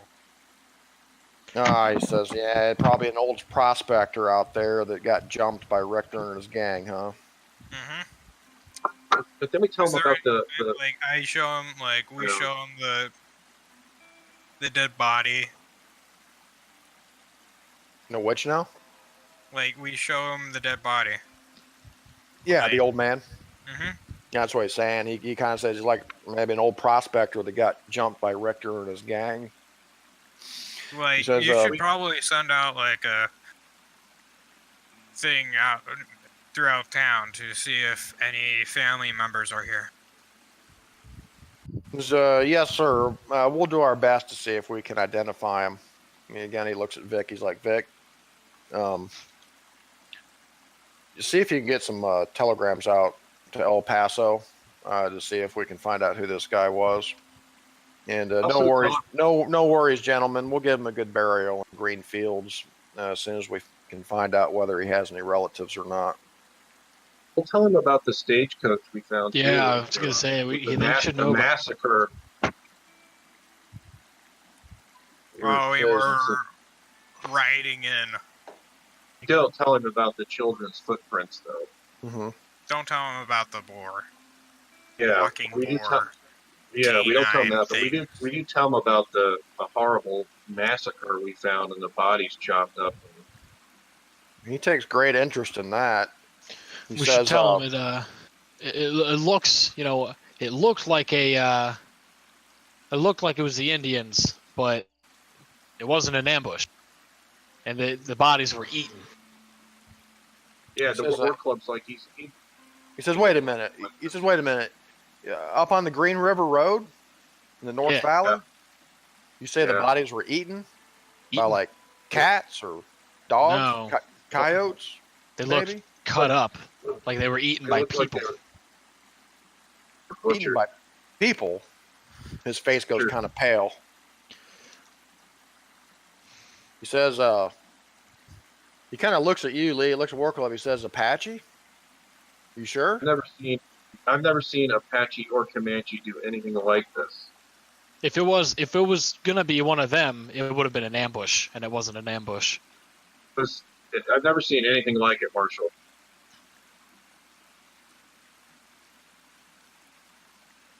What did you Something's not do? right. What did you do with the bodies? I had to. We burned them. Hmm. Is that And what- stage? we couldn't- Is that stage still up there on the road? Yes. Huh? Still intact. Hmm.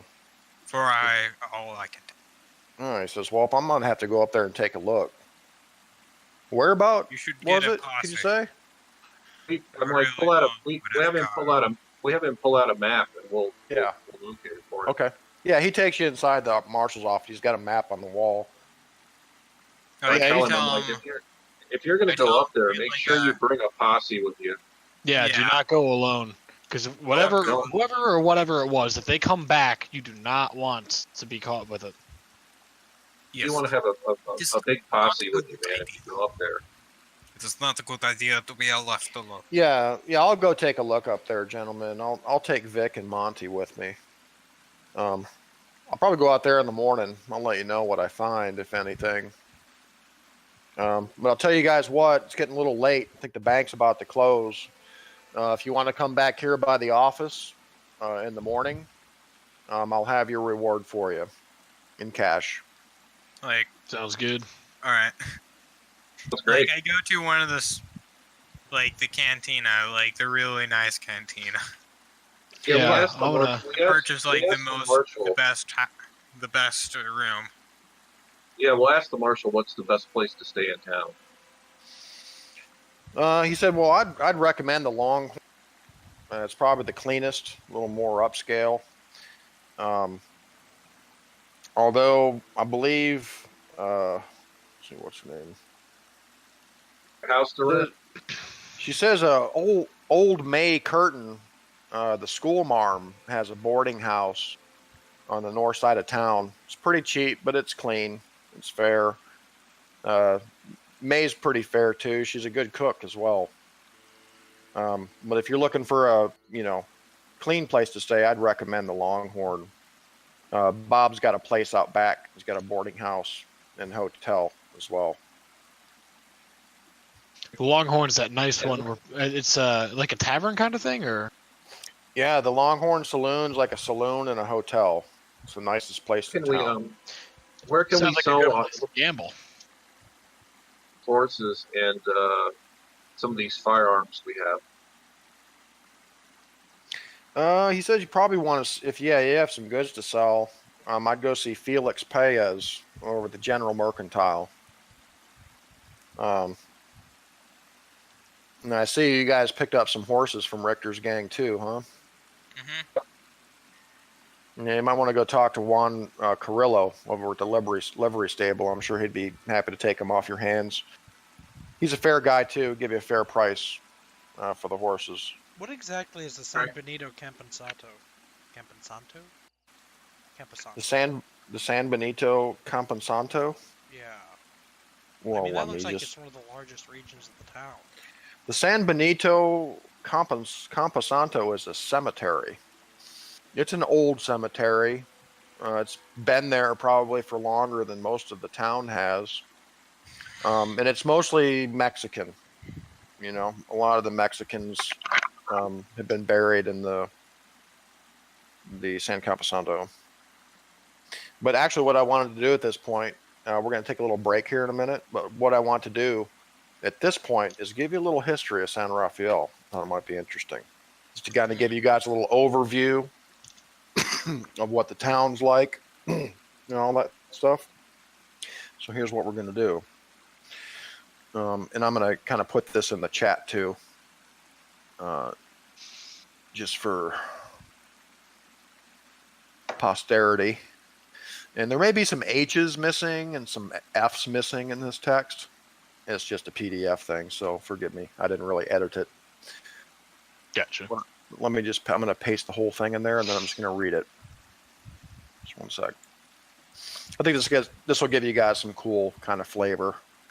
You guys are probably going to be hanging out in this town for a while, so some good old some good old Western flavor. Sounds like this Longhorn might be the perfect place to maybe take some of this money, invest it into gambling, and get more money. Yeah, and just to quench your curiosity, I know you keep talking about the Longhorn, can give you a better idea of what that's like when you visit it. But the San Rafael region was settled in the mid-1700s when Spanish priests and their American Indian servants built a remote mission in Mexico, just across the Rio Grande River from the town's current location. And if you kind of look at this map here, so I'm kind of reading along the San Rafael area. Can I ask the marshal if there has been any suspicious activity? Yes, we will get to that. But San Rafael sits right on the bank of the Rio Grande River, so you guys are literally on the border of Mexico. Everything south and west of San Rafael is Mexico.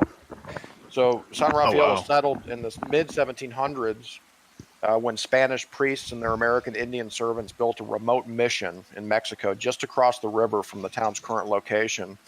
And it was a good spot as there was a shallow ford in the river nearby.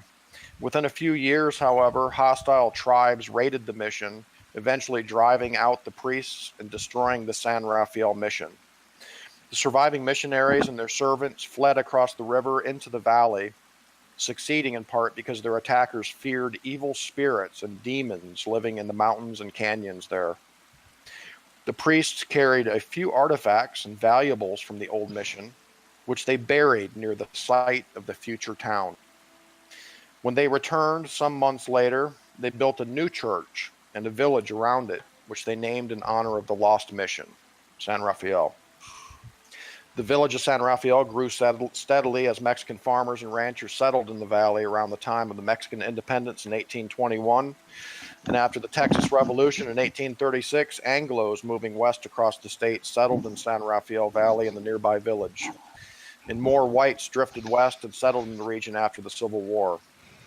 Rustlers began to frequent the area as the ford allows easy traffic of men and cattle across the Mexican border. And just so we're cattle thieves. It was cattle rustling that brought the Sandoval family to San Rafael. Now, this is well known. This is public knowledge. The Sandoval family were a bunch of cattle rustlers, and they came to San Rafael from Mexico.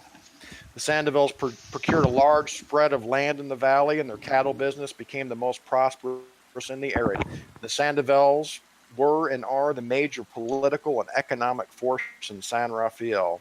Hector Sandoval, the current patriarch of the family, started the local bank with his capital, and then used his influence to get officials like Victor Garces and Ricardo Mateo elected mayor and town marshal, respectively. Hector Sandoval's sons and his younger brother Fernando have the run of the town and valley protected by the Sandoval name.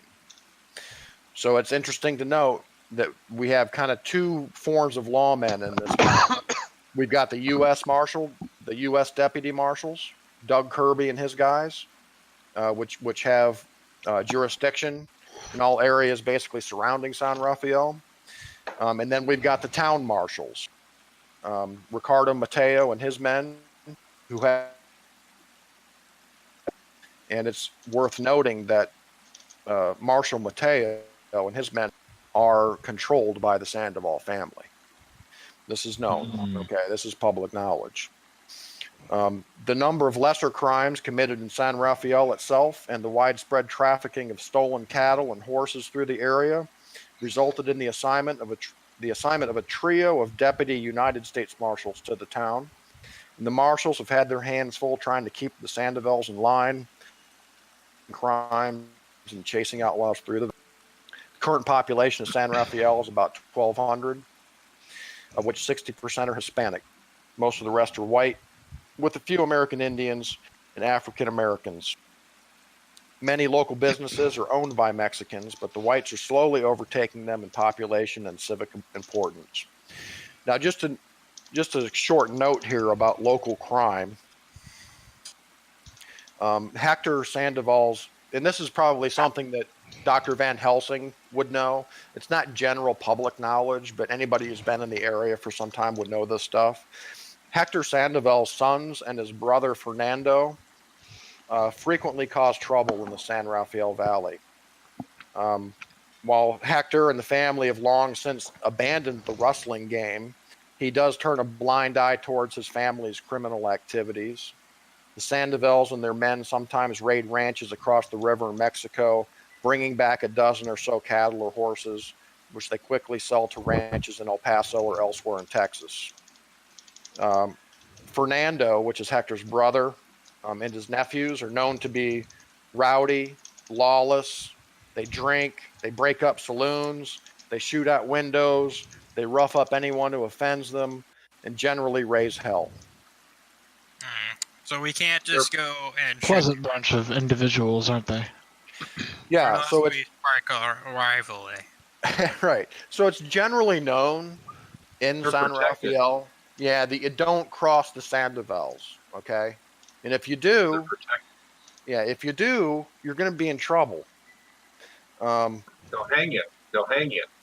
Yeah, I mean, and even in the past, when some of these matters were brought to the attention of the town marshal, Ricardo Mateo, who's in the pocket of Sandoval, he does nothing. He has been known to just kind of ask the Sandovals to tone it down for a while. But a lot of this crime, illegal, cattle and horses and shit coming through the town, this is what's resulted recently within the last year or so of the appointment of Deputy U.S. Marshal Doug Kirby, which is the guy that you guys just dealt with for the Kid Rector reward. And things have kind of calmed down slightly. Again, Van Helsing would kind of know this. But the Sandovals remain the swaggering scofflaws they've always been. So it's pretty clear that Town Marshal Mateo is corrupt. He has been known to accept bribes in lieu of prosecution for many local crimes. He also has been known to assess fines for minor offenses. If you're drunken, people have been drunk in the street and they get arrested and thrown in jail and fined. Probably not just for being drunk. They probably did something, that somebody didn't like. But as far as that goes, that's all. We take a 5-minute break and we'll come back and we'll head over to the long. All right. Sounds good. All right. Sweet. We'll be back in a few. Get rid of those horses first. Oh yeah, you can get rid of the horses too. Still a couple hours before dark. All right, sweet.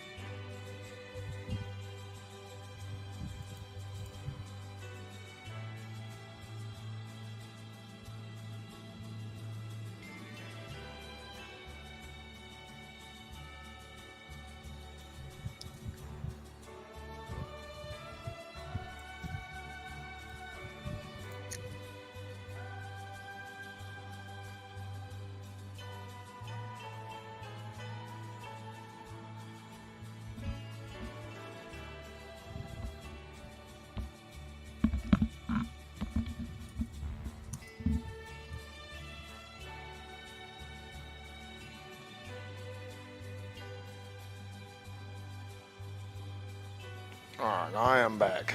All right.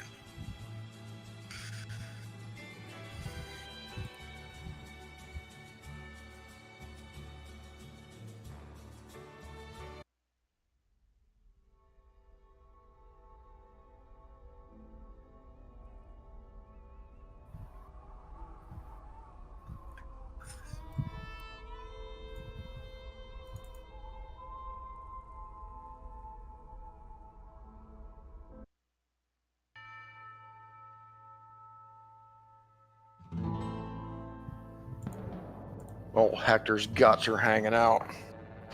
Yep. He needs to get a bed. Yes, he does. We need to force him into probably a very ill-suited doctor. Yeah.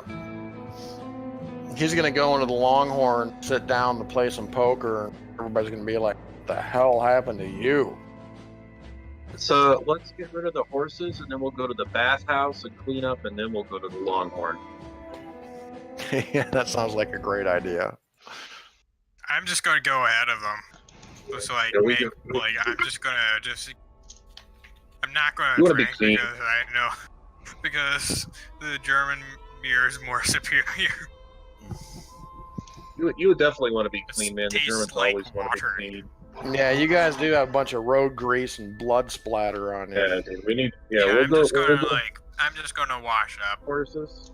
Yeah, we'll go sell the horses, and then we'll go to the bathhouse and clean up. Yeah, they'll have baths at the Longhorn. They got a hotel there.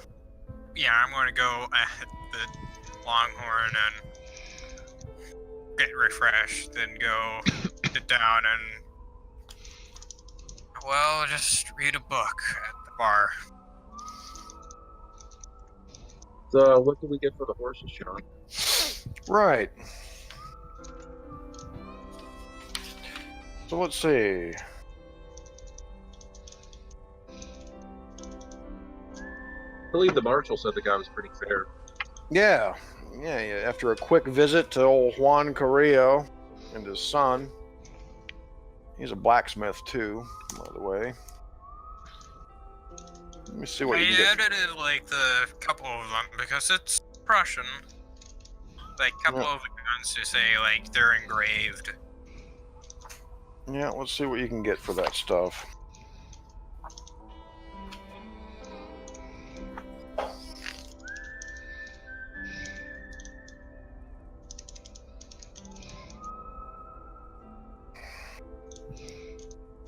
Let's see what a horse goes for.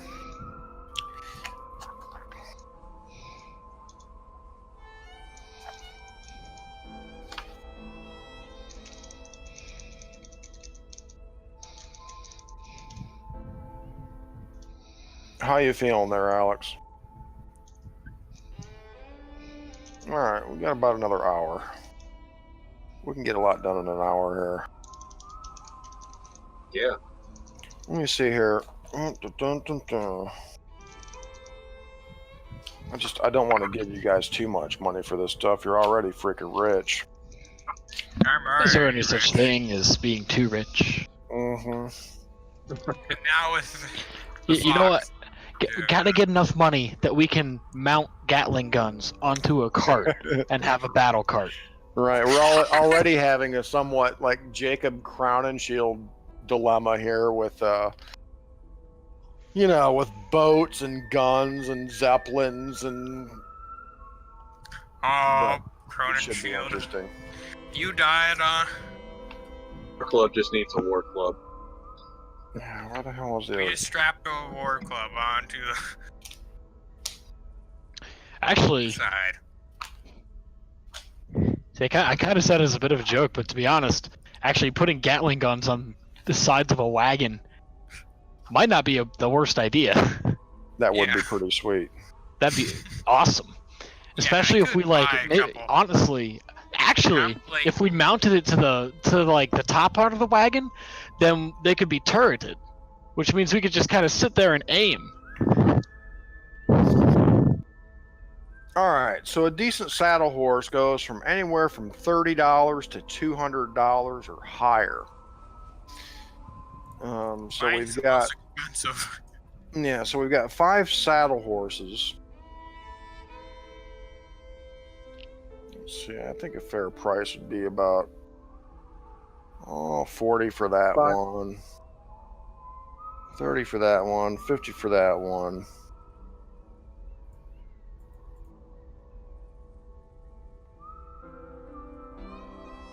All right, Juan tells you he'll give you 109 for those 5 horses. He says, "I'll give you 80 for the Palomino, Isaac." I think he's gonna I'm eye my keeping- horse. I'm keeping the Palomino. How much for the other ones? He says, "I'll give you 190 for the lot, for the 4, I 190. guess it was." Yep. He's probably gonna try to eye up my horse. Was it for That sale? gives us, No. so that's get about I'm just $32 guessing each out of that, guys. All right, 32 greenbacks. So we have $833 in gold each. We're gonna get $300 from the bounty each, and we just got $32 from the horses. Yep. And Juan says, if you want to sell those, those rifles and those pistols, he says go see Nick Peel over at Peel's Hardware. He'll buy them from you. Okay. We'll tell him he sent us. So let's see. I think we had a couple of 44s. Says about $16. That 16 gauge shotgun.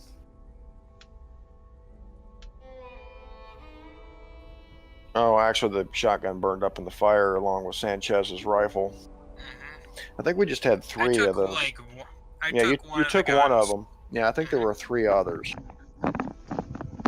Yeah. So he'll give you $28 for those 3 Colts, which is fair. I mean, for resale. I mean, you can buy a new Colt for about $14. It's about $5 a piece. Yep.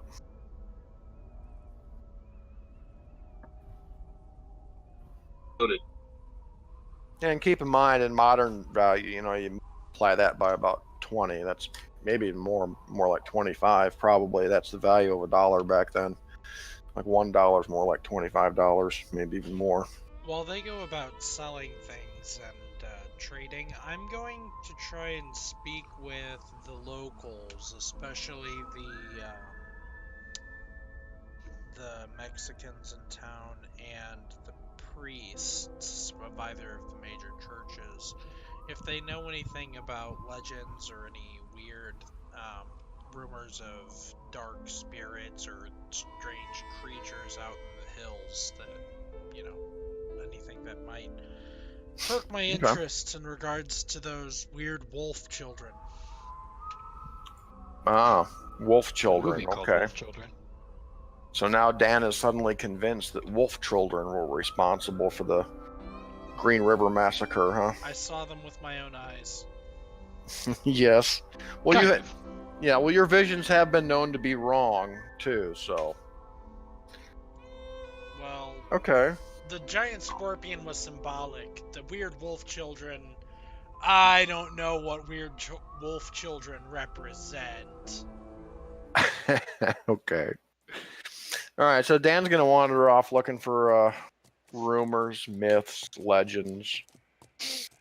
What are the rest of you guys gonna do? Go get a bath at the Longhorn? Yeah, I'm gonna clean up and do a little gambling, try to get some more money. Alrighty. Careful, you might make a mortal enemy. And this is where the rumor comes. And just remember, guys. This weird person with an almost something's off with his axe. That's all.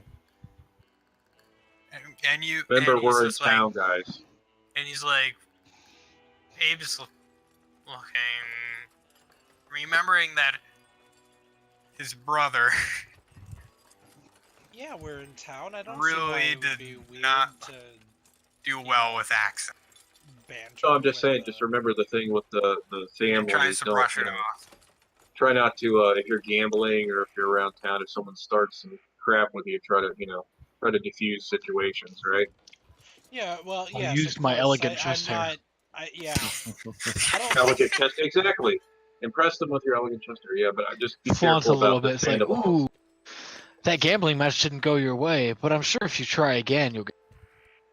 Yeah. Well, do I need to The remind you, local Hector, sheriff that is you trying do to- have 1 foot in the grave?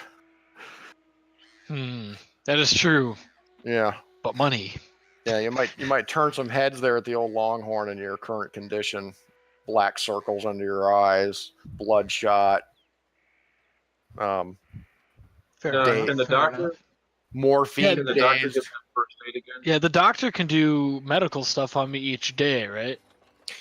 No, I think I may have misled you. Upon consulting the rules, and when you take a major wound, a week has to go by before we even do any checks. You're not going to heal anything for at least a week. Ah, crap. Yeah, that's how bad you are. I think your spleen and liver should was lay down. damaged. Maybe. Yeah, you probably should lay down. I should lay down. The That's what work bandages. club says. Yeah, the bandages are kind of holding in your large intestine at this moment. So, Club's like, Do I'll bring you up. you I'll bring really you up a want to, plate of like, food. I mean, Can you're I good. can I know. bring I know you're a hardcore Riker? gambler. What's that, Aiden? Oh yeah. Like, when is a good moment to bring in Riker? Soon. Maybe not this session, but soon. We'll bring him in soon when the time is appropriate. Right now, I want you guys to get just kind of adjusted to San Rafael a little bit and kind of get some rumors, meet some NPCs first, and then we'll bring him in. Because the thing is once we bring him in, he's kind of in. You know what I'm saying? And playing 2 characters and stuff like that, it can be kind of weird. So we will bring him in soon, though, Aiden. I promise. All right. Because I love that character. It has Yeah. background story I've ever. Yeah, it's going to be great. And as a matter of fact, I do have some ideas too in the interactions between him and Abe, and maybe a little something to add on to what you've already made. So just give it a little time. We will bring him in, I promise. Okay. Was the is this place pretty nicely appointed?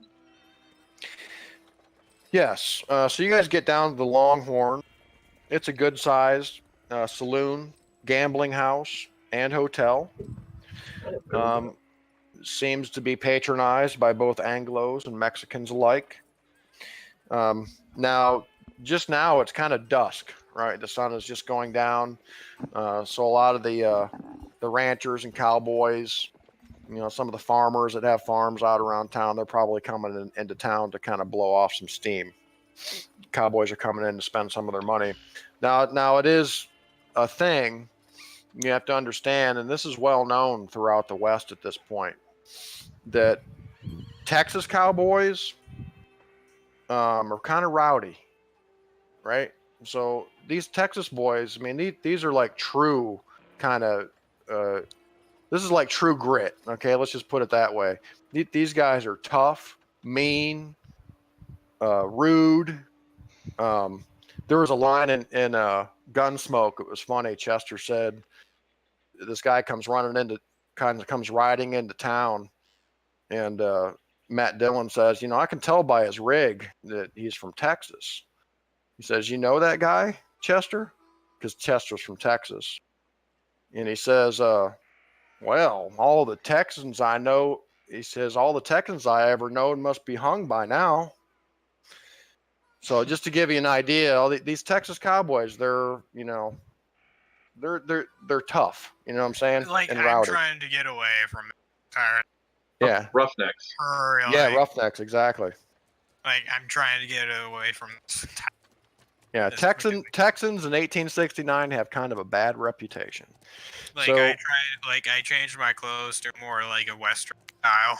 There you go. Yeah, you're not wearing your army hat and stuff. You still have your handlebar mustache, though. Very distinguished Dutchman, of course. But yeah, to fit in a little bit, you probably would dress down a little bit. But as you guys walk into the Longhorn, it's loud. Looks like a pretty good timey place. There's some card games going on. There's a nice bar. Seems to be some poker going on. Looks like maybe there's a handful of prostitutes. You can see some signs that there's rooms for rent upstairs. And according to some of the other signs behind the bar, the prices look a little high, for whiskey and beer, but looks like it's probably worth it for a place like this because it is a little bit of a classier joint. As a matter of fact, Isaac, probably the classiest joint you've ever been in. Do they have security? Do Like, they have I immediately do they have cappers? for a room. No, I mean, security's not really too evident at the moment. And it's still not packed yet. There's not too many people in here, but it is pretty loud. There's glasses clinking, people talking. As a matter of fact, I can give you a little bit of an ambient here. But you guys do know that the saloon is owned and operated by a Mr. Bob Sutton, who has quite a bit of a reputation in town. It is said, as a matter of fact, and Hector, I think maybe you know this from your, gambler friends. It is said that Bob Sutton once ran with various outlaws, bank, stage robbers, cattle rustlers. Just a rumor, though. Sutton does have sort of a reputation as a hard case, though, of course. So as you guys walk into the kind of loud, good-timey saloon, what you gonna do? I am going to rent a room. All right, Abe's gonna go up to the bar and rent a room. That's a good idea. All right, Abe.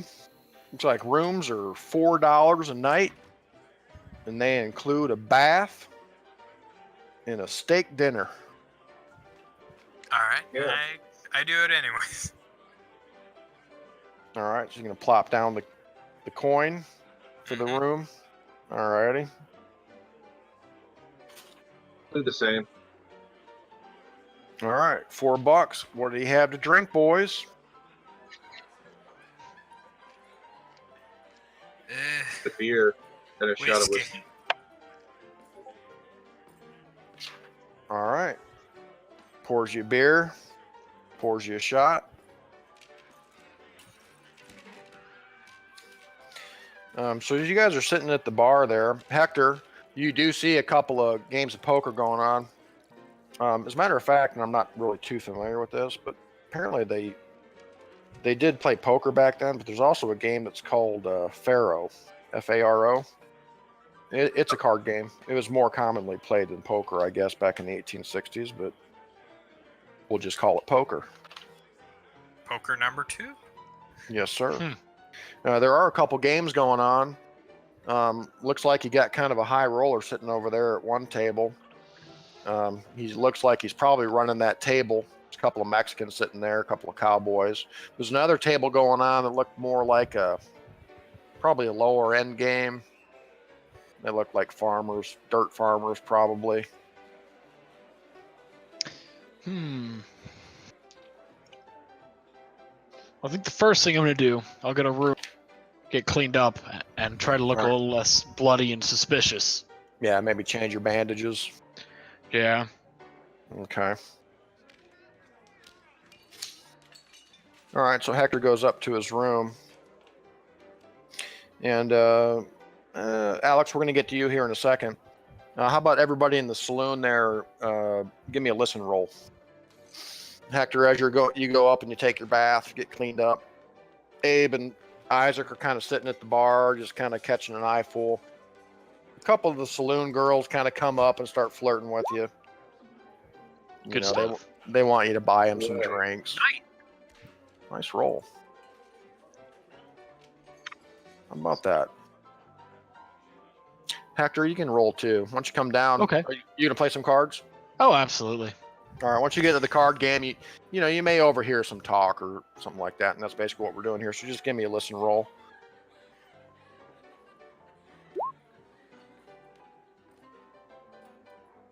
Hey. Wow. There are some perceptive dudes.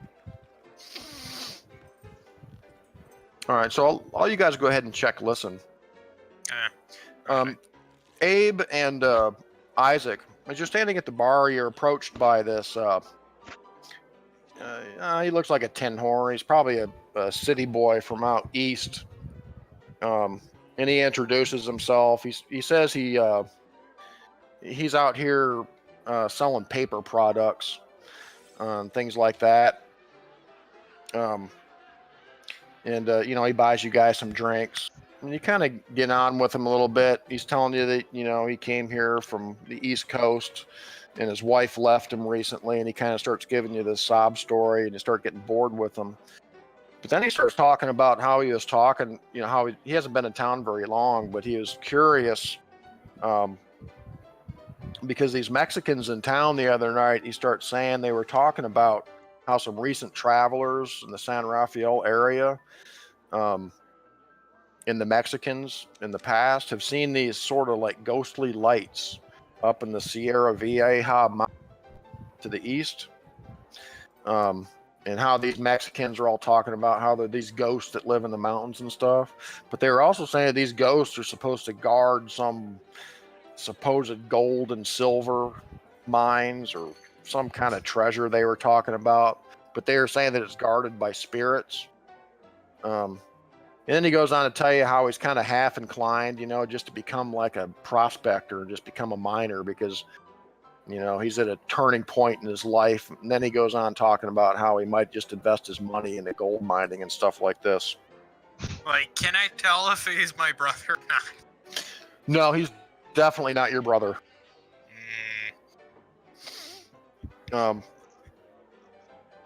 Hector, as you're sitting at the poker table, you kind of get into the game there, put up your ante. You guys are playing some 7-card. And we'll do some rolls here in a minute. You hear more talk.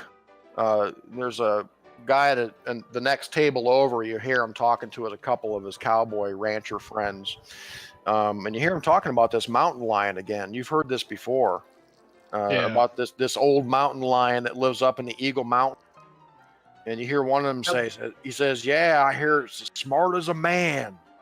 It's killed hundreds of cattle. Dozens of men. We have the pelt, don't we?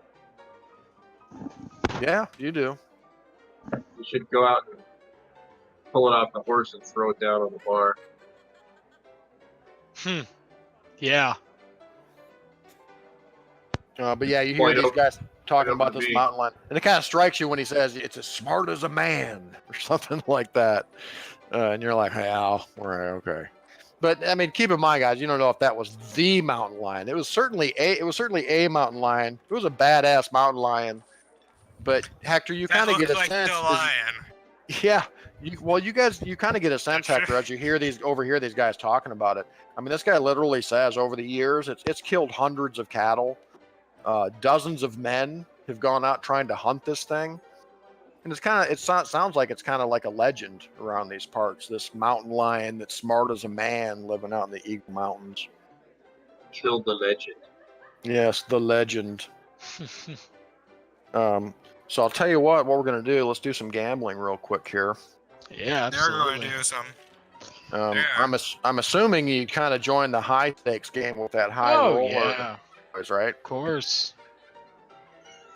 All right, so it's $20, $20 to get into the game. Gotcha. Yeah, that's cool. And here's how I use the paper currency, of course. Oh yeah, it's all paper money. You pay for your chip. They give you chips for your money here. So just let me look at something here. Where is that? And Alex, I'm going to get to you here in a second. And actually,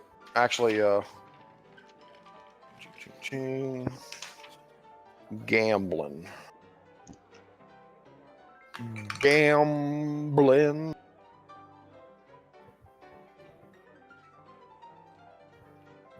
Okay, so essentially gambling is knowledge of chance, skill to maximize one's success at them through skillful play. Also used for bluffing in poker. Though a successful idea roll may aid us to cheat or spot a cheat. I found a cool gambling table here somewhere. Let me find it. All right. While I find that, actually, Alex, let's go to you. So you're talking to just some local Mexicans, right? Mexicans and the priests, if they're here for the two churches, the clergymen. Right. There's the San Benito Mission Church, which is actually the original church that was built here in San Rafael. It's Father Felipe Canalejas. And then there's sort of the Protestant church here in town, San Rafael Church of Christ, Reverend Joshua Anderson. Yes, So, and so I'll start with the San Benito Mission Church then. What was the name of the reverend here? is Father Felipe Canalejas. And is he at the church? Yes, as a matter of fact, he's praying at the altar as you step into the church. I see. You see what appears to be a nun kind of arranging this, the tables on each side of the altar with various accoutrements, candles and candelabras and such. Of course. I'm going to take a seat in a pew a few rows back, and I'm gonna wait for the Holy Father to finish his prayers. Okay. And when he does, I would like to stop him before he goes about his next duty to speak with him briefly in regards to, I don't know, just I stop him after he stops praying, I guess. And I ask him if he's how does he? I don't know. What's the scene? I don't have anything to Right. go on here. Well, he stops praying. He turns around. Okay, and you're the only one in the church at this point. On a Thursday night or whatever, for the nun. except for the nun. And he probably just like creeped out. and he looks at you. He's an elderly gentleman. He has this big, kind of large, like white beard. Oh, excuse me, guys. Let me look at the church here.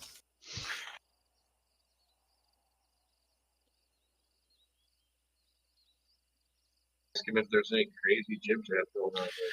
And he notices you sitting in the pew, the Chinaman sitting there in the Catholic church. I smile politely. He smiles back, and he actually puts his hands together, and kind of starts shuffling towards you politely. And he walks up to you and he nods and he says, "Good evening." Good evening, with a heavy Father. Mexican accent, which I'm bad at. I have come to ask a few questions. I've seen some disturbing things of late, and I would like some peace of mind. Oh, he says, "I am sorry to hear that." He says, "I am Father Felipe." Father Felipe, my name is Dan Huang, and I don't normally come to these places seeking peace of mind, as I said, but I don't really know where else to turn. Up the road a while, about, what was it, 6 miles away? Yeah, well, probably more like, 12, probably. Up the road about 12 Up in the Northern miles, Valley and the Green River, I came across an abandoned and destroyed wagon, and I realized that it was an ambush. Maybe Indians, maybe I don't know, but it got me thinking about mortality and the soul, and well,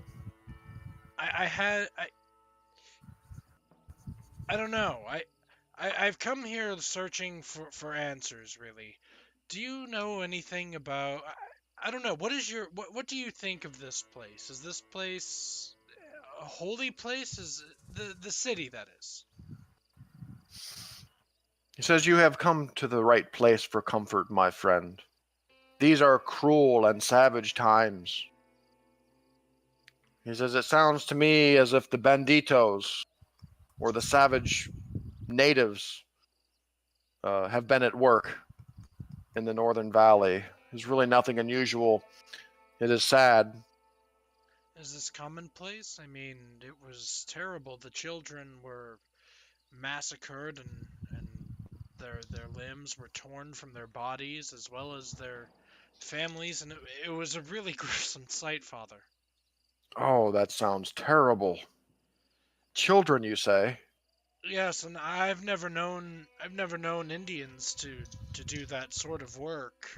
I just can't imagine what it could have been. Says, "Is the marshal aware of this activity in the valley?" Yes, Yes. yes.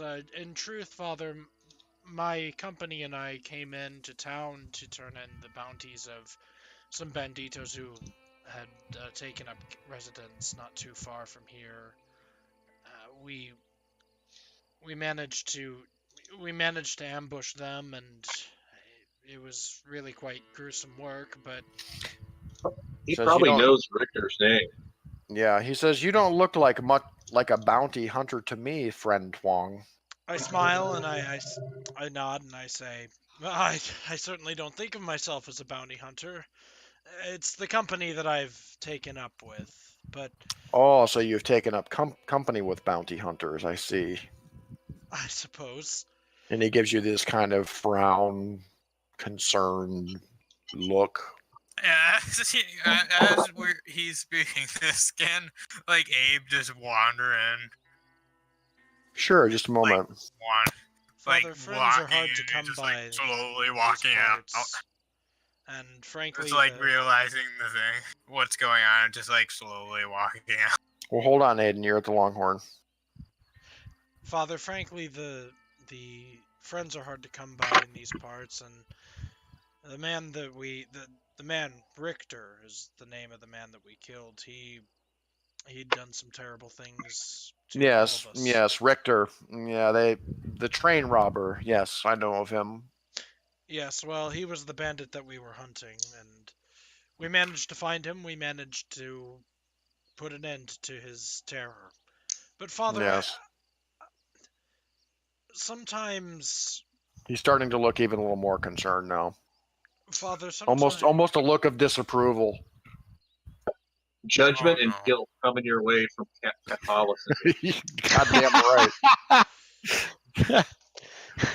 well, He Father, says, Judgment and killing. guilt, He baby. says, killing is never the answer, my friend.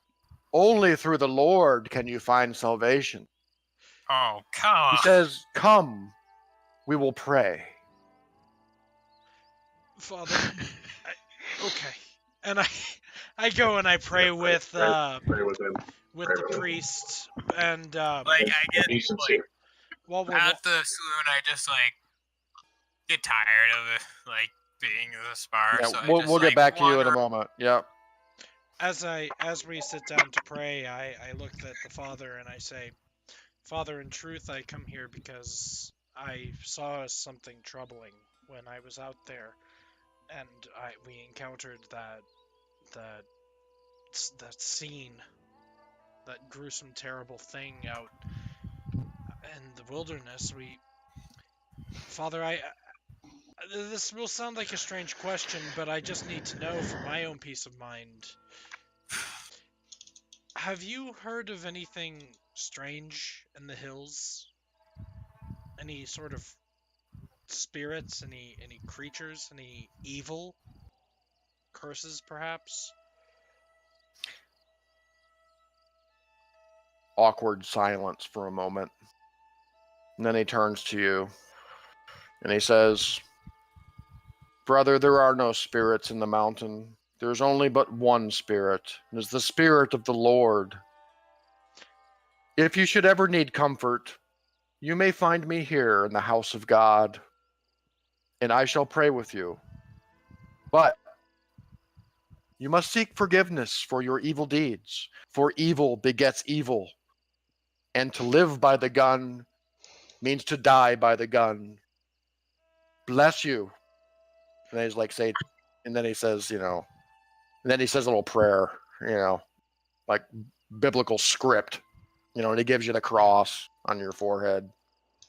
Those are words to live by, Father, and I thank you for your blessing. And I leave the church kind of frazzled. And I guess, yeah, I'm gonna go start. As you begin walking towards the nun approaches you. She's kind of a middle-aged woman, dressed in her nunnery. And she approaches you and she says, I'm sorry, sir, but the Father, he is from a different time, you understand. He says, I'm sorry to hear of the trouble that you had in the valley. He says, the marshal knows of this, right? Of course the marshal knows of this. I just can't imagine what kind of evil is out there. I mean, really, it wasn't a did he say like from a different time? It was terrible. It really just was. He's like old-fashioned. Like, question further. Exactly. Like old-fashioned. Like, it just... He's old-fashioned. Right. Yeah. Yeah. And probably not a very nice guy at heart. Early sociable, I should say. Not very sociable. But he did get his point across. So guilt and judgment, baby. Yeah, there you go. So basically, Alex, this nun does show, a little compassion towards what you're saying. And she's, she's like kind of, oh, that's horrible. I'm sorry that happened to you. And, she kind of agrees with you. She says, this place is full of, evil men. And that is part of the reason why the church is here, to give people comfort and solace, in these horrible times and blah, blah. She kind of goes on. But she tells you, she says, the thing you said about spirits in the hills, she said, if you wish to learn more of that, I'm sure the Father will tell you that, he is not a superstitious man. He says, but there are many legends of the hills around San Rafael in the history of the church and the mission that founded this town. She says, I would speak to Thomas Navarro. He's the owner of the El Toreador Cantina. He says he knows much of the lore and legends of the hills around here in the San Rafael Valley. He would be the person to talk to. And honestly, that's why I came here to this church. I just don't know who to speak to about it. I mean, legends and rumors always have their roots in something, and I thank you very much. That is exactly who I will go to speak to. Somebody did this, and it couldn't have been just Indians on a warpath. There was something wrong, and it's something that came from the hills, and I intend to find it. And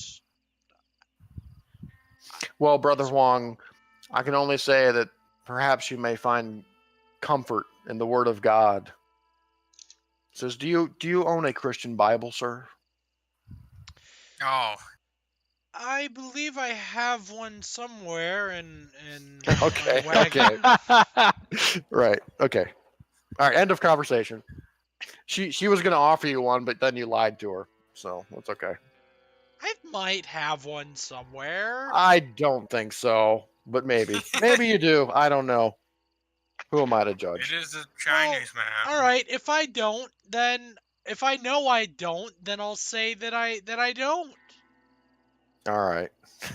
I thought everybody had a Bible. All right, so we're going to go back to the Longhorn real quick. So Hector, let's do your gambling here. What we're going to do is we're gambling rolls. So let me pull up a sheet here. Well, gambling, I've never seen gambling. Gambling. Call it Cthulhu. Awesome. It's like fighting, Cthulhu except I won't and die. Gambling.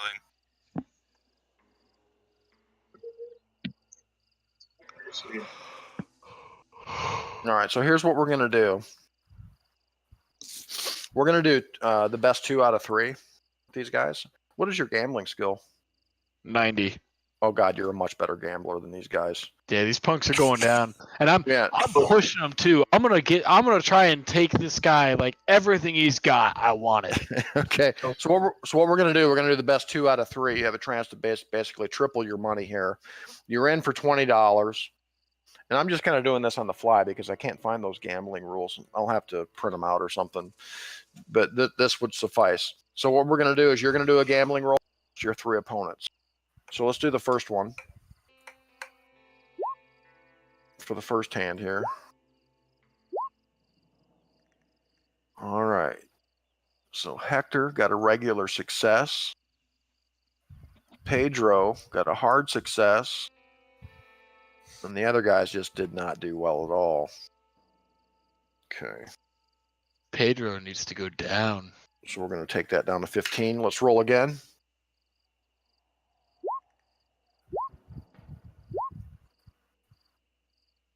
All right. Fail, fail, fail against your regular success. Okay, that's going to take it back up to 20. And one more time.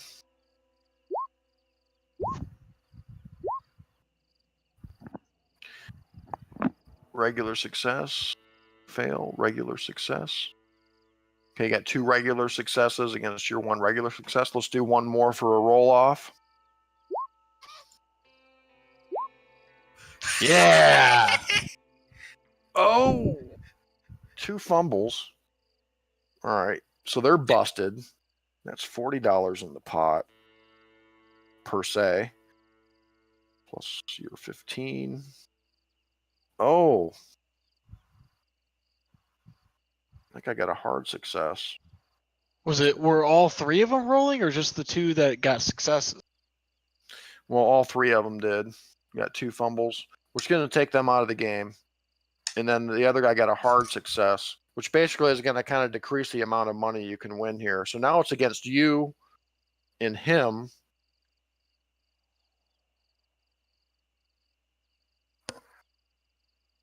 So let's do another roll off, just you 2.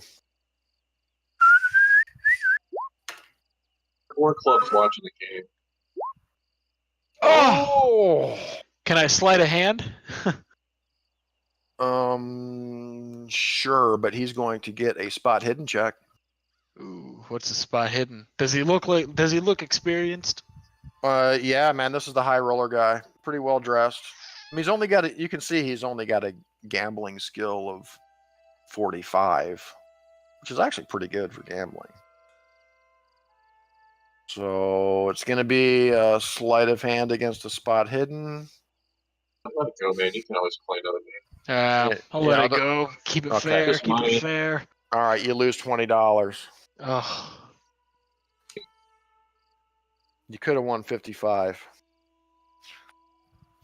Play again. We'll refine the game next time. There are some excellent gambling rules here somewhere. I just can't find them right now. So back to the bar over here, you guys.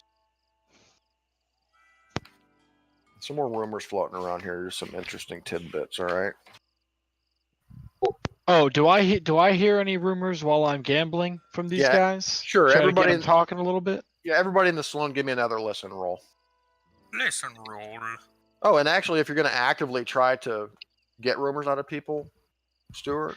Yeah, that's what I'm doing. I'm yeah, gonna yeah. try and I'll use my charm. I'll try Yeah, and charm. Yeah, use a social skill if you want. Oh yeah, Okay. that's a hard cool. charm, man. All right, so Isaac and Abe. Let me see here.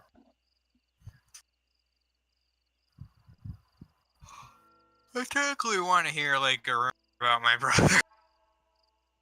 About this guy's brother. Oh, this is interesting.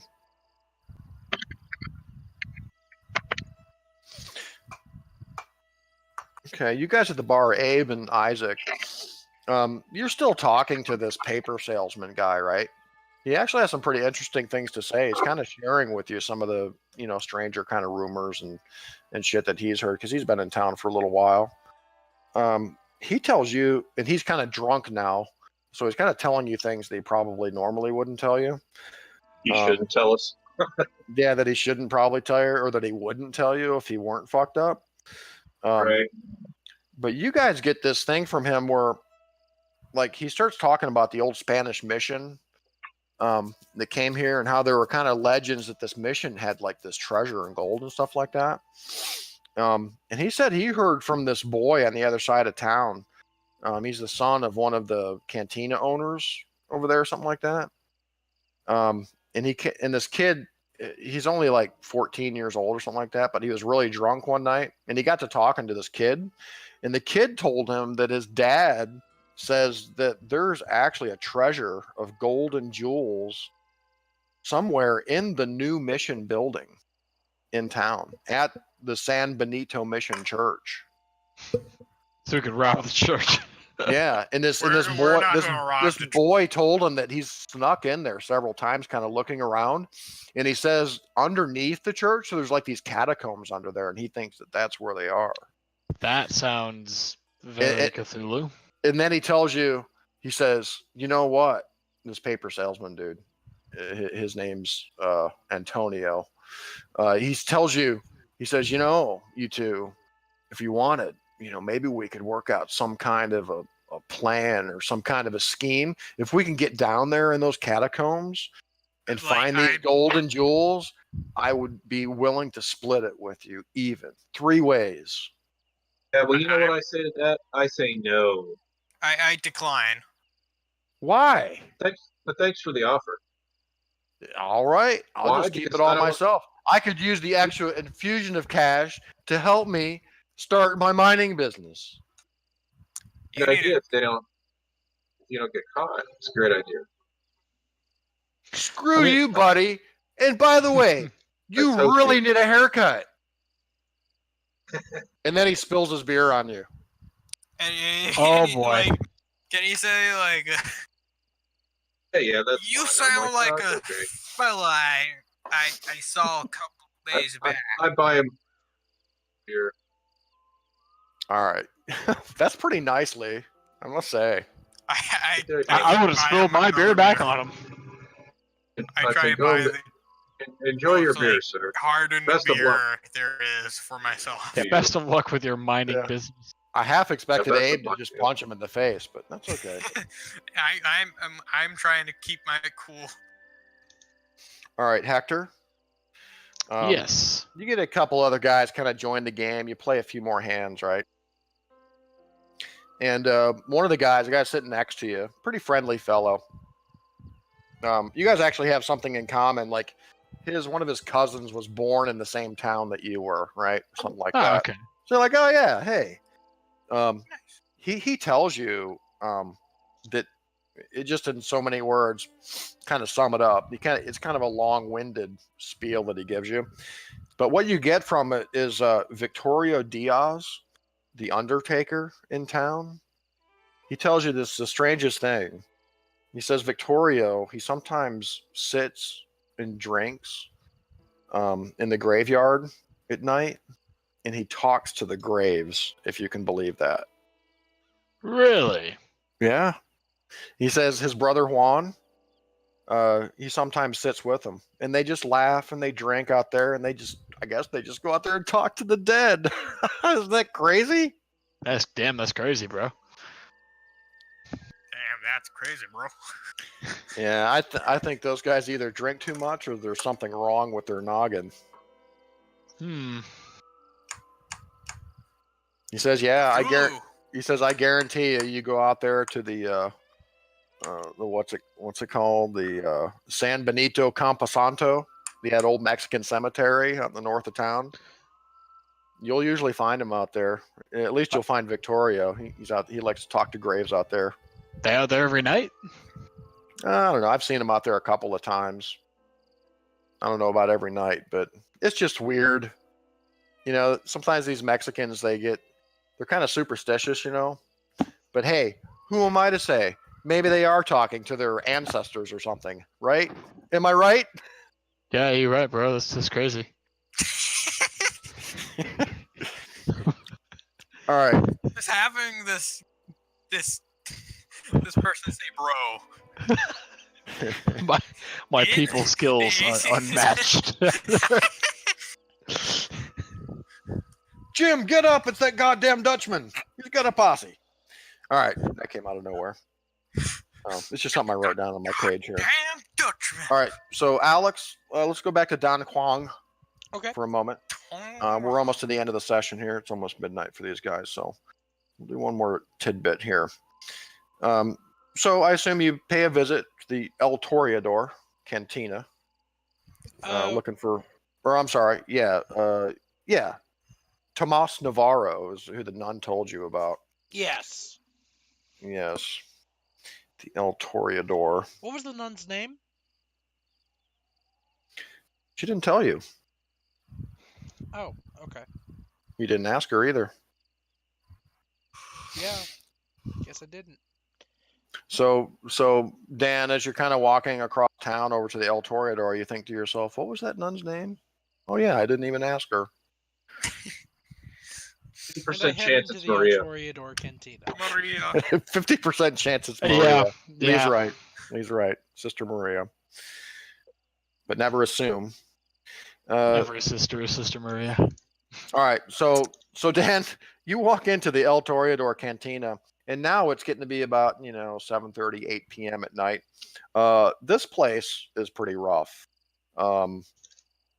It looks like it's kind of full of dirty looking cowboys, a bunch of Mexicans in here. Booze is harsh, cheap. Doesn't look like this place serves food.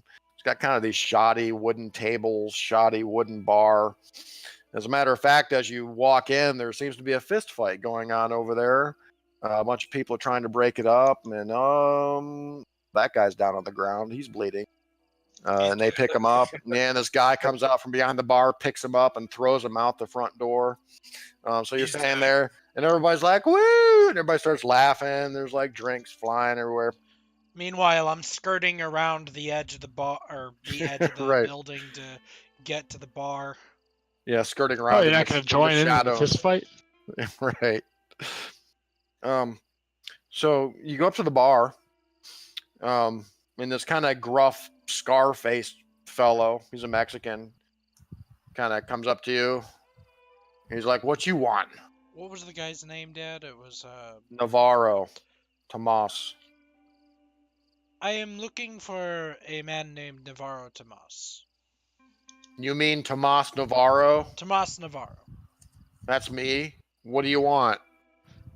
I was told by the nun at the San Benito Mission Church that you knew about some rumors and legends of this place. I'm new here in town, and I have a distinct interest in that. The nun at the church? Yeah. You mean Sister Maria?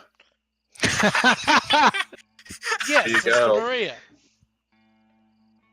She said to talk to me? She said that you knew the most about the sort of legends and myths around. Ah, this place. shh. Shush. He kind of looks around. He's like, do you drink? Yes, I'll take a whiskey. Do you have money? Yes, I. How much do you have? Enough. Enough. To get you drunk. All right. He says, come here. And he kind of walks to the end of the bar, and he kind of like motions you like into this room, back off to the side of the bar. He grabs Just leaves the bar unmanned. Well, no, there's another bartender there actually. He grabs a bottle of whiskey off the wall with a couple of glasses. He says, "You, China, come here." I go. I follow. All right, he leads you into this back room. Looks like a kind of a series of back rooms actually in this place. Looks like they would normally be, playing some poker back here or something. There's nobody back here.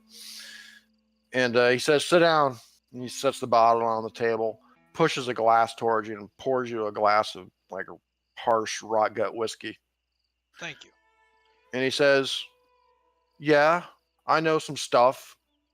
You're going to have to pay me for it, though.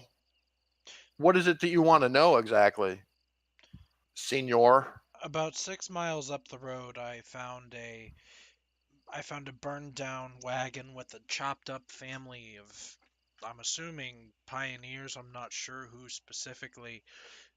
There was a child and all sorts of people that were just brutally murdered and chopped into pieces. It looks like they were partially eaten by animals, but Sounds like coyotes to me. yeah, but what I want Wolves, to know maybe. is who killed them.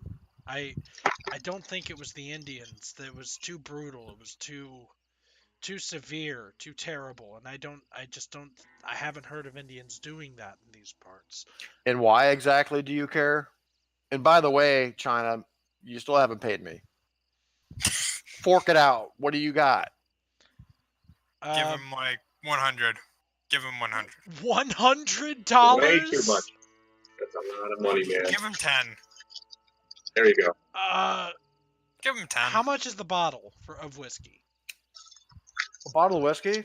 Yeah. I don't know, like $1.50. All Give right. him like 10. Give him $10, dude. Just give him that. I give him $3. Yeah, $10 like a month's pay for a farmhand. You know what I'm saying? So yeah. A bottle of whiskey. Yeah, I'll give him $3. No. All right. So you plop the coins down on the table. You know, it's probably silver. You know, at this point, ka-ching. He's like, so why do you care? Because I want to know more about.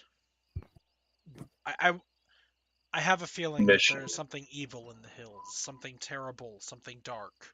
Oh, so you think there's something evil in the hills? Well, you know what? It sounds like Navajo to me. Have you heard of the Navajo doing something like that, chopping up children and Tell him looting about. Yes. Tell him about the Senor. children. Yes, Tiny yes, I children have. feed. Well, how about this? At the site itself, the only tracks that we could find were the tracks of small children, as if it were children that led this raid. And that's why I'm so confused. I would chalk it up to Indians if that were what it were, but I found I found children's footprints as the perpetrators of this murder.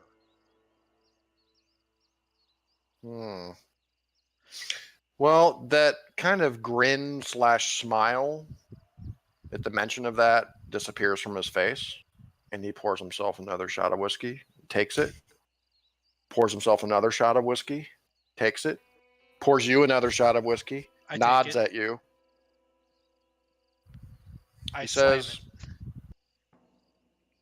and then he's looking at the coins on the table, and then he's looking at you. He looks at the coins. I put another $1 down. Senor, listen, I need your help. As far as I know, you're the only one that might be willing to share this information with me.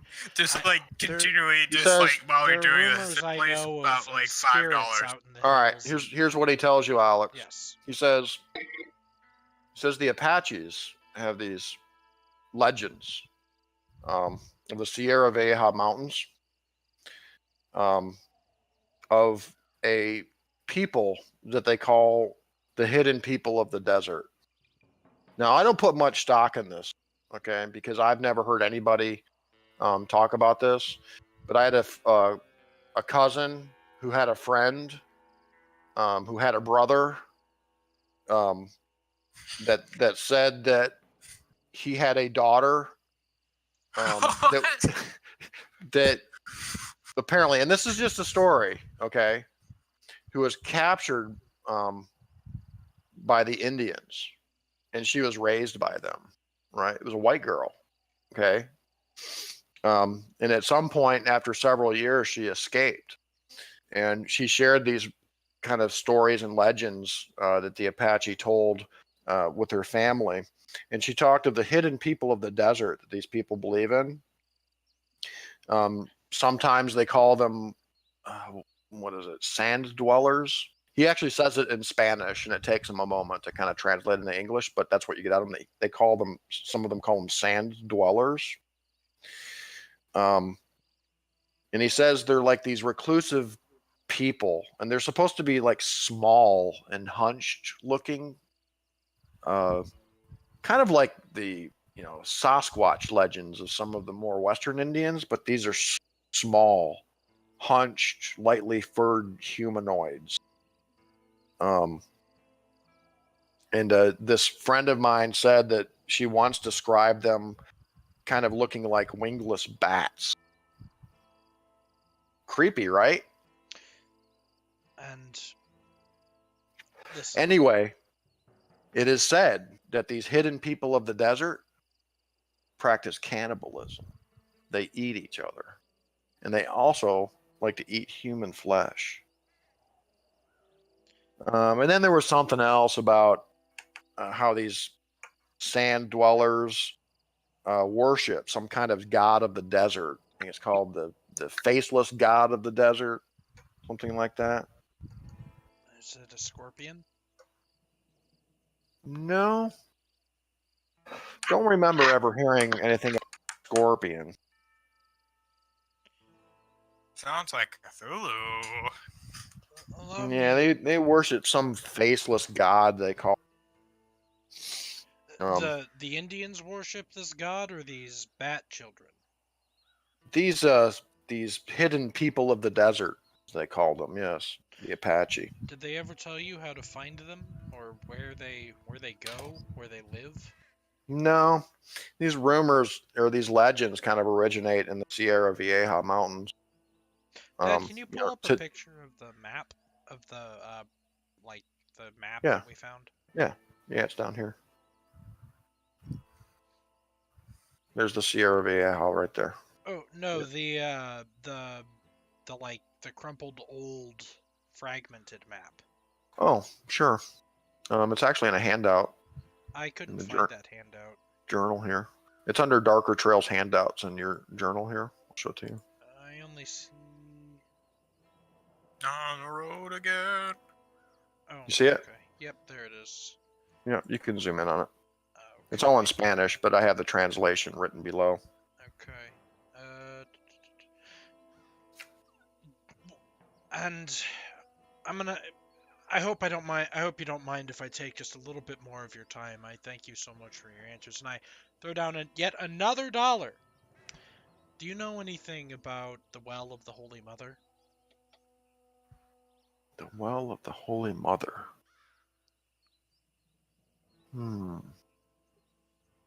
Depozo de la Planta Madre. No, can't say I ever have. How about Dead Man's Valley? No. And the Pueblo of Ghosts? No. No, the only other thing I can remember that he told me about these Apache legends is that these things, or these people, these like small humanoid things, he said they lived in the desert for like thousands of years, and they very seldom like make contact with humans. But I think some of the Apache have actually worshipped these things. These are all just legends, you understand, China, right? Yes, of course, and that's. I'm just trying to tell you, because you mentioned like small footprints, and that's just what came to mind. And the Sierra Vieja are, right there. He kind of points out the window, and you can actually kind of see them in the moonlight up there. Of course, and I mean my point is that all legends have their root in some form of reality. I don't believe there are little bat children going around eating people, but there is. No, that's ridiculous. And he pours you another drink. And I slam. I feel like he's hiding.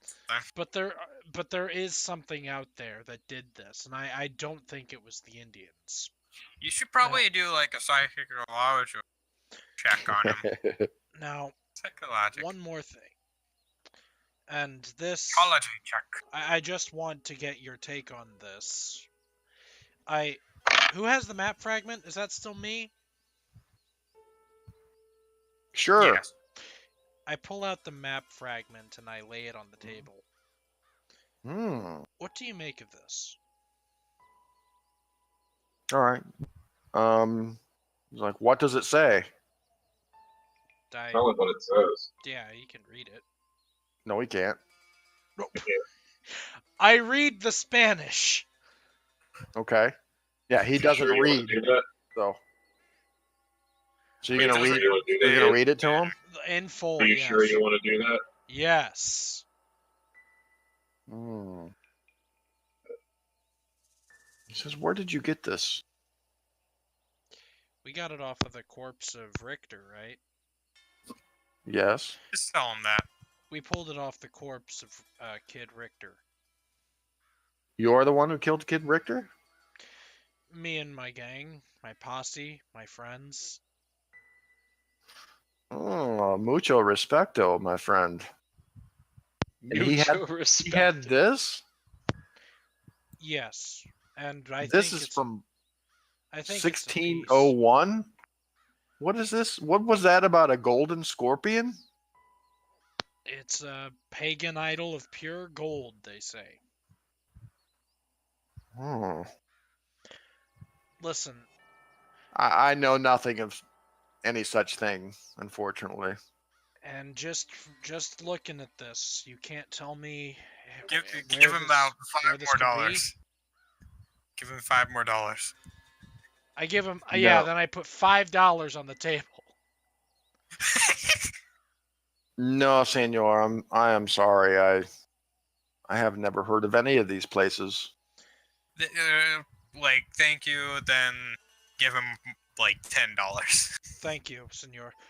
Listen, Give this him $10, dude. I He thank says you again. now Give I me could $10. tell you legends of treasure from the old original Spanish mission across the Rio Grande.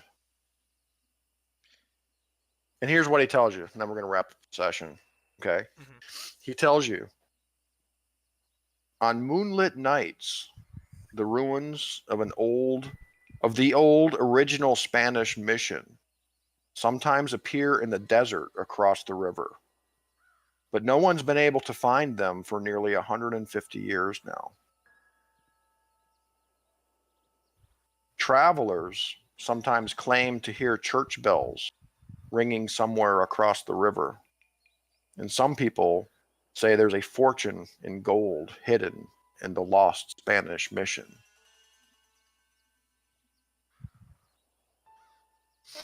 Now, I'll just point something out on this map that you guys have here. If you look close and you zoom in, over here by the Rio Grande, northwest of the city, it's written on the map, mission here, question mark. See that? Yes. Down here it says, or was the mission here? I thought it said missing head. Yeah, it is kind of hard to read. But that makes you realize perhaps that this map you have, that was perhaps given to you by maybe some old prospector or something like that, who made handwritten notes on this map. This may be what he was referring to, are these old legends of the original Spanish mission across the desert. The location of the original mission's been lost.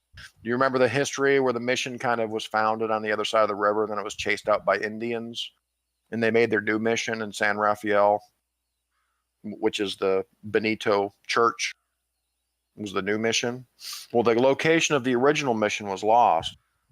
And what Navarro is telling you is that there are legends that there's a fortune in gold hidden in the lost Spanish mission.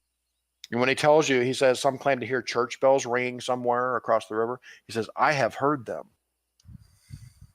He says, the mission is there somewhere. And for the one who finds it, they will become a very rich man, my friend. And he pours you another whiskey, pours him more, does a shot, scoops up the money off the table and puts it in his pocket. Well, amigo, when we finally find it, and I finally find the well of the Holy Mother, I'll be sure to keep you in mind. Mm-hmm.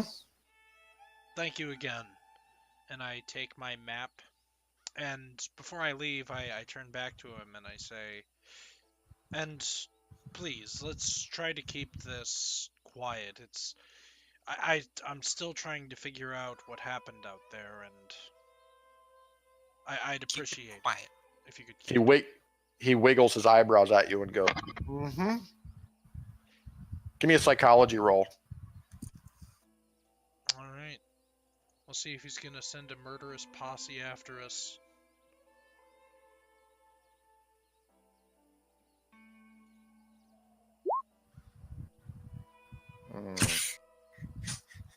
He's totally telling the truth. He's totally telling the truth, and you trust him with all of your heart. He's a good man. He helped me out.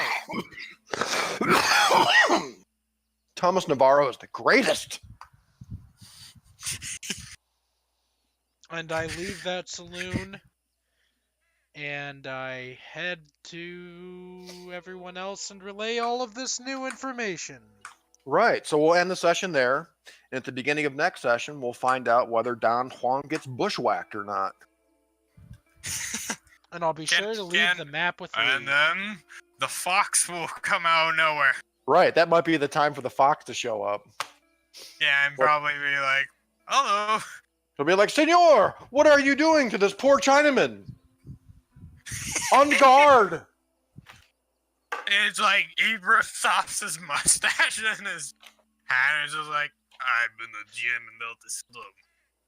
Right. Half drunkenly, I give the map back to War Club and I say, you probably shouldn't have let me have this.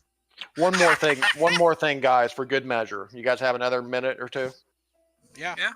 All right. Lee, you still with us? Oh, yeah. All right. Those of you in the saloon, after hanging out there all night and having some drinks, you guys are having a good old time. Okay, there's saloon girls, there's music playing. Here, let me.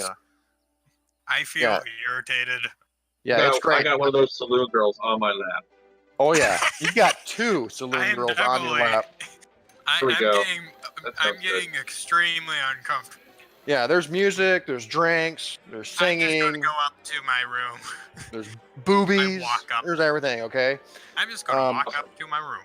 Yeah, at some point during that night, Abe and Isaac and Hector, you will have all heard probably a little bit, especially if you're asking around, the legend of La Llorona. Okay, it's the crying woman. Sometimes walks the banks of the river Rio Grande, and it's like this legend of this ghost lady or something, right? Is the best you can tell. And sometimes she walks the banks of the river, and it's said that she has drowned young men who've tried to woo her, and carried off young children who have wandered away from their mothers. It's actually a common thing in town for, Mexican mothers to warn their children that La Llorona will get you if you don't go to bed. You know what I'm saying? Yeah, the legend of the crying woman who walks the banks of the Rio Grande. All right. Cool.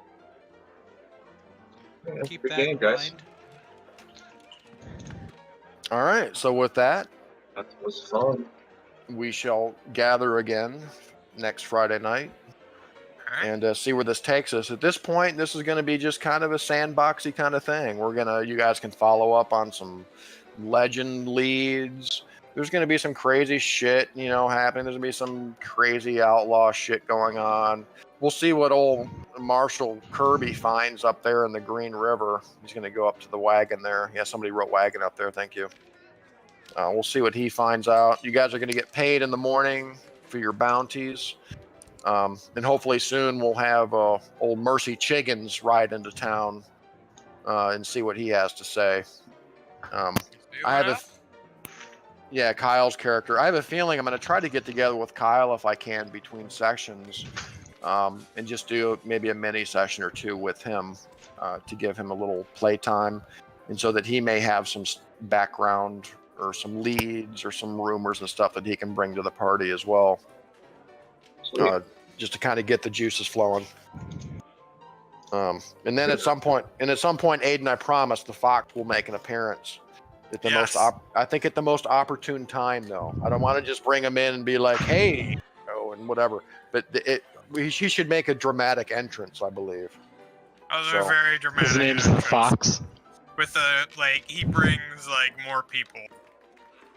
Yeah, He's very like he can convince a whole town.